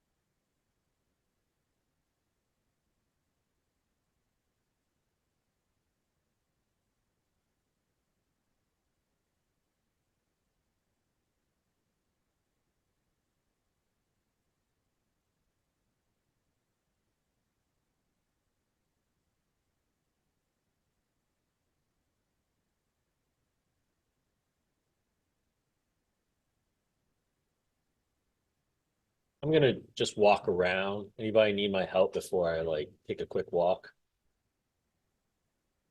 Okay, I'll be back. It's gonna take a lap.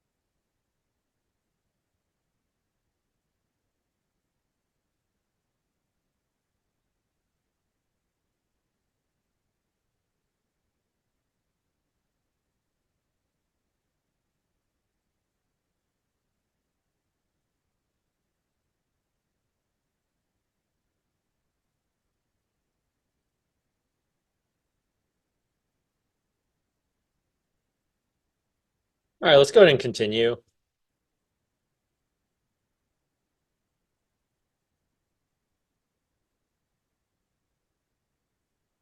I got to fix up the values a little bit. I have a tendency to push everything like a little bit too saturated and dark. So let's grab these. Let's also grab, actually, let's do these in the back first. Let's deselect these ones first, actually.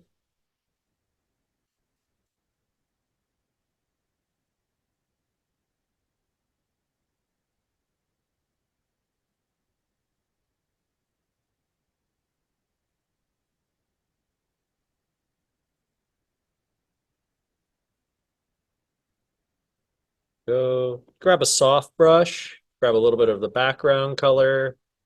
Just go ahead and give it a nice atmosphere. And kind of like that. Let's go ahead and do that to these parts over here too. Except before I do that, I do want to also use a multiply really quick. There's some of the parts on the top. I just want to darken them a little bit more.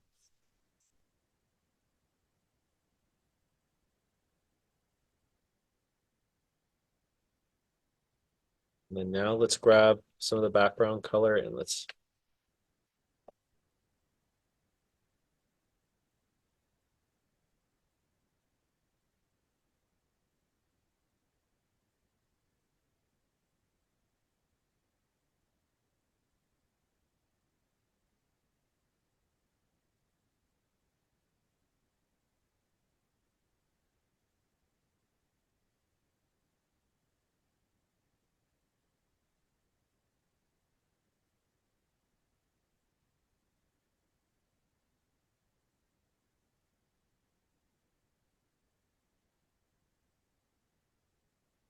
see a little bit of yellows.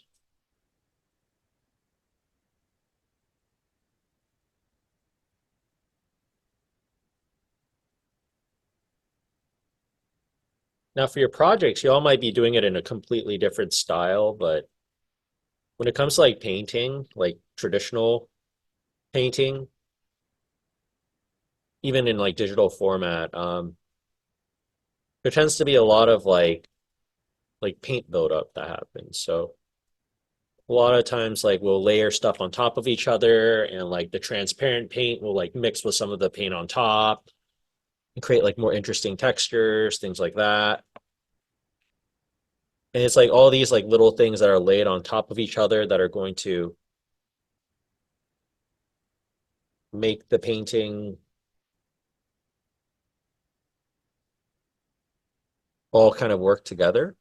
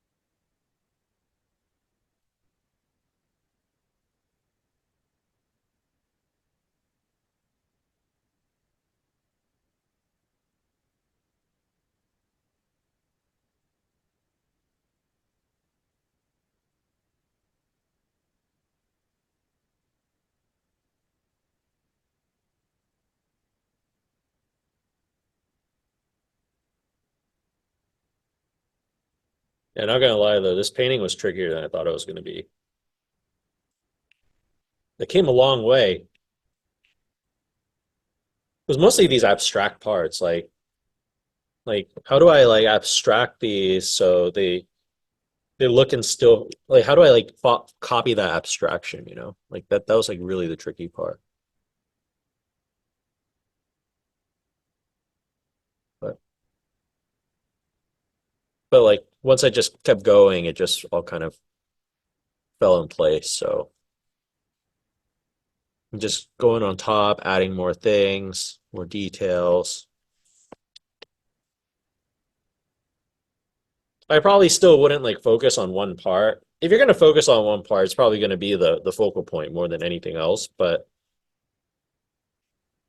yeah, like the mountains and stuff, like I was like, man, like because the shapes we can carve, but how do we like recreate these like textures and give it that like specific feel? It's not like perfect either right now, but like it's looking like pretty good. Like I think it's like it has definitely a painterly feel to it. That's for sure.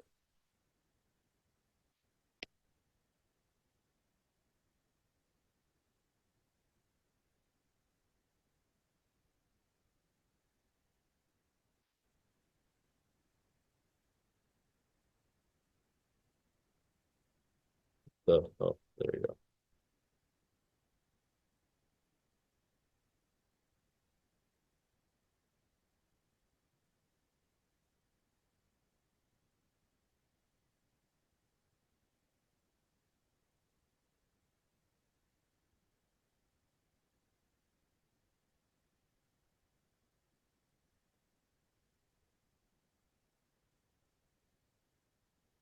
Get some noise on there.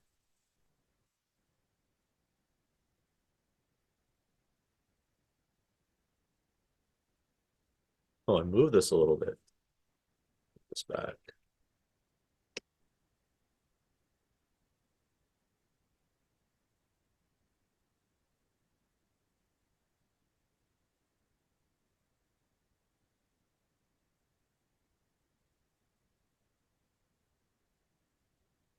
A little bit of noise.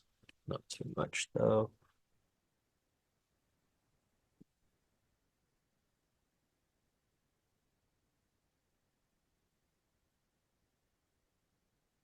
Some of the noise might come from like the canvas too, by the way, y'all. So if you're having trouble recreating some of the stuff, like don't worry. Like it might be like the glaze, the varnish, that kind of stuff, you know. You just focus on your forms and brushwork and textures.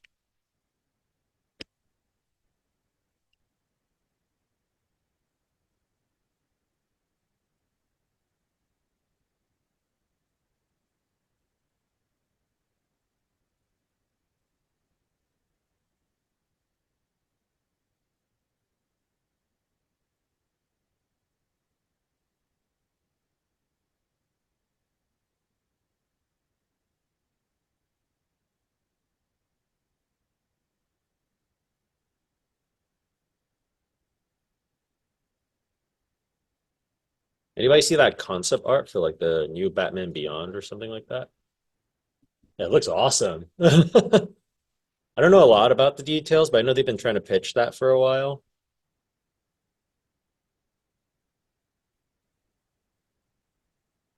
I drew a when I was a kid, like in like elementary school. Um, I forgot what happened, but I made this one kid cry, and like in order for to tell, so the kid wouldn't like tell the teacher, I had to draw him Batman Beyond, and he was cool with it after. I made this kid cry when I was a kid. It was like when I was in third grade or something like that, and like he said he wouldn't tell the teacher if I drew Batman Beyond for him, so I drew him Batman Beyond, and he was like happy after. So I bribed him so I wouldn't get in trouble. I remember we were like playing, we were at PE or something like that. I think like he like tripped and fell. I didn't trip him on or anything though. I wouldn't do that. But like because I was there, I felt obligated to like take the responsibility. And we were all playing with each other too. So actually that kid kind of took advantage of me, but I mean, I guess we're kids. Not that it makes it like okay, but you know, it's forgiven.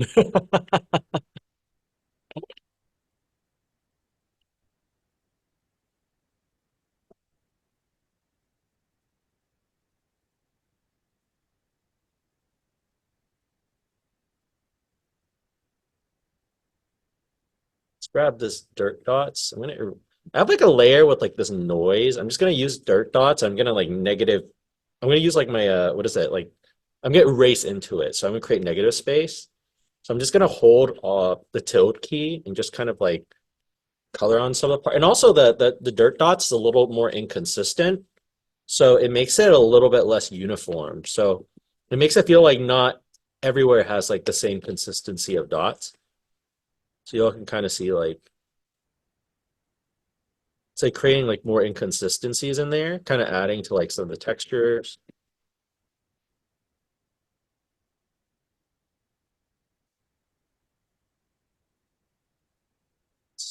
There's stuff here that also needs to be painted.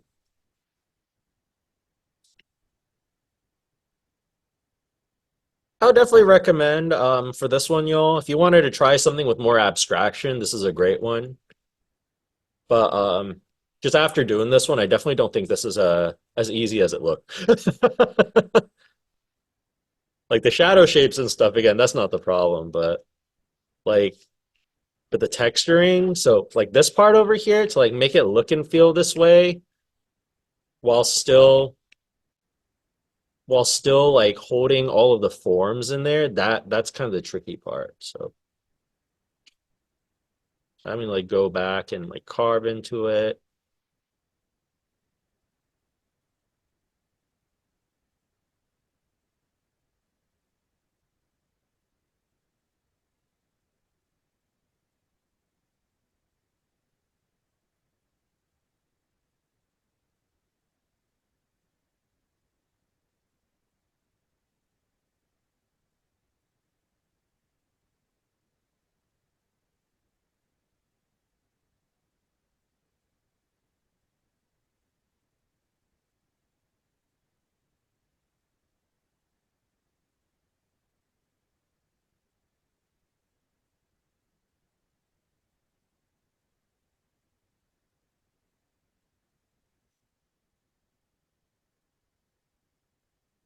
Just to kind of zoom in so y'all can see like the brushwork in detail. Like it's like really loose. You'll see that, right? They all just kind of there's like mixes of hard edges, soft edges. Like one thing that you could do is like once you're at like a level of detail that you think looks good, if you really want to, you can start zooming in like this. And you can start working on like really just kind of like fine tuning all of these parts individually. But in the end of the day, like you have to like remember that like your image, your painting itself probably needs to look good from this view first before you start zooming in, right?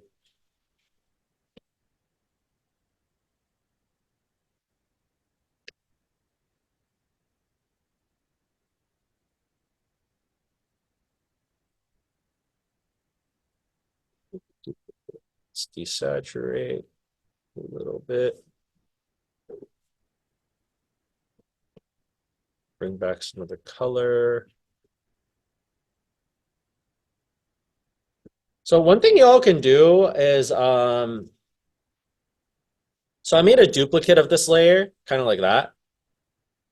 And what I'm gonna do is I'm just gonna like desaturate it a little bit. So you can like you see I can like alter just that layer.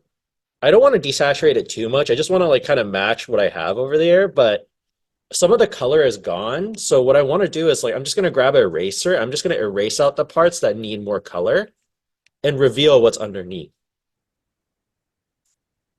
Uh, the teacher who taught me this technique calls it a layer sandwich, but you can call it whatever you want.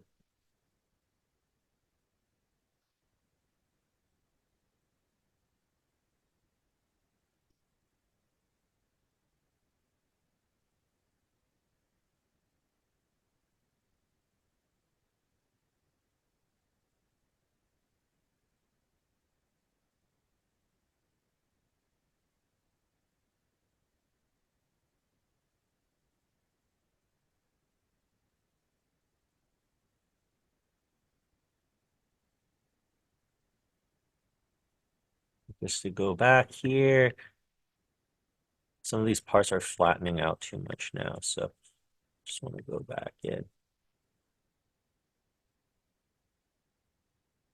reintroduce some of the values that were lost.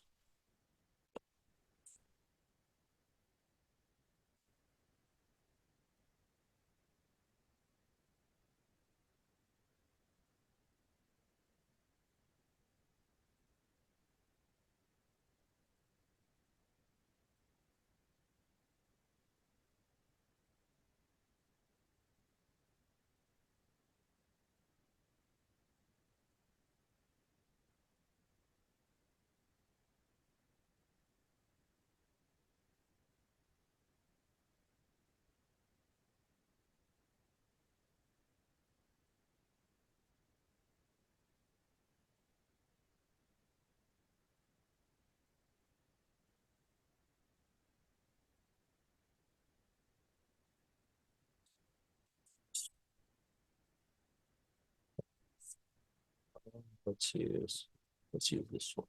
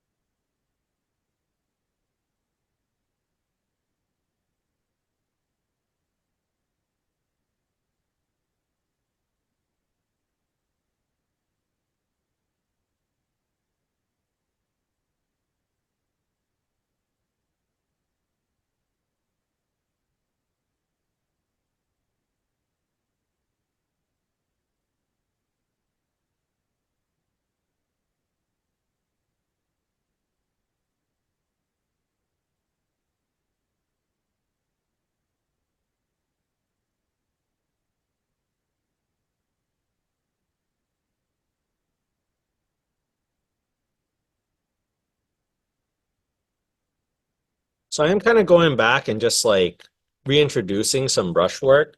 Some of the noise like flattened out some of the image, which is fine, but like I want things to just like I want a better hierarchy. I don't want too many things to blend in with each other either. Like I want to be able to control what's supposed to blend into each other and not, where I want my eyes to go.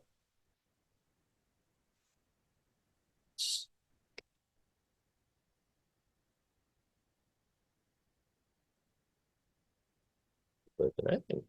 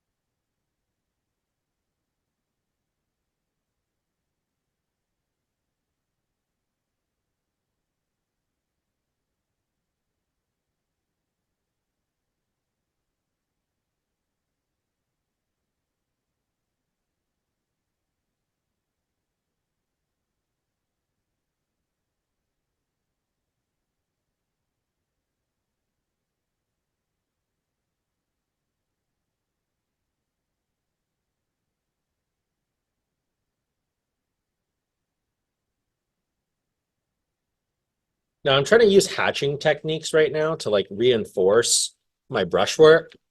So if y'all look at the hatches, you see how they're all kind of like going this way, right? So I'm trying to hatch in ways that kind of like contour the forms of the surface of like these planes. So that's something that y'all could do too. And you can see how like it helps like just a quick before and after. It kind of helps like reinforce like which direction that plane is going. Yeah, I'll probably wrap things up pretty soon, by the way. It's almost done.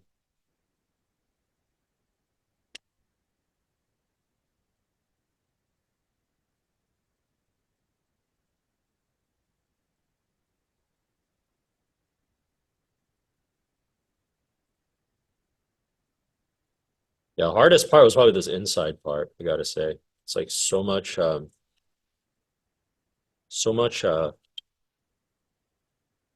abstract detail, but organized at the same time. Kind of vignette it a little bit.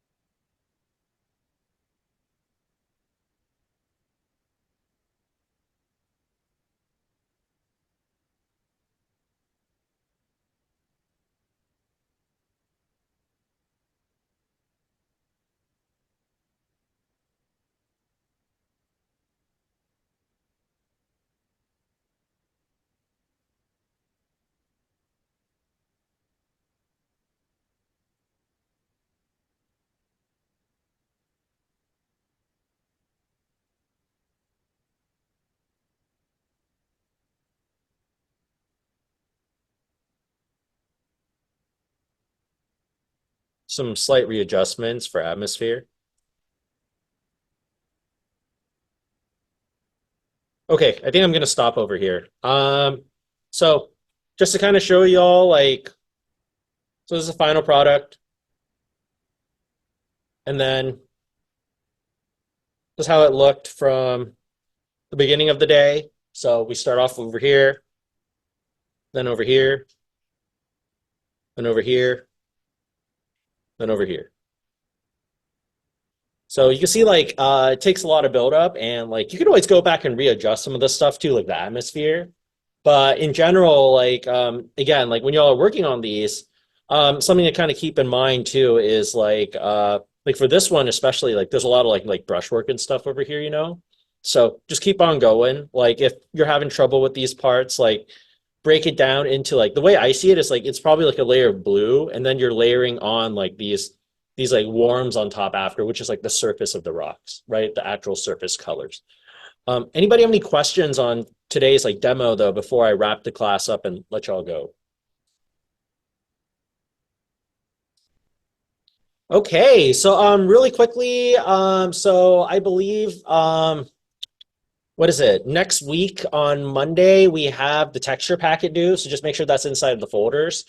Next Monday, I want to do a project demo. So I'll have like a thumbnail like thought up, and like we'll go ahead and work on like a project demo, okay? But on Wednesday, we'll have like a critique. But other than that though, anybody have any questions?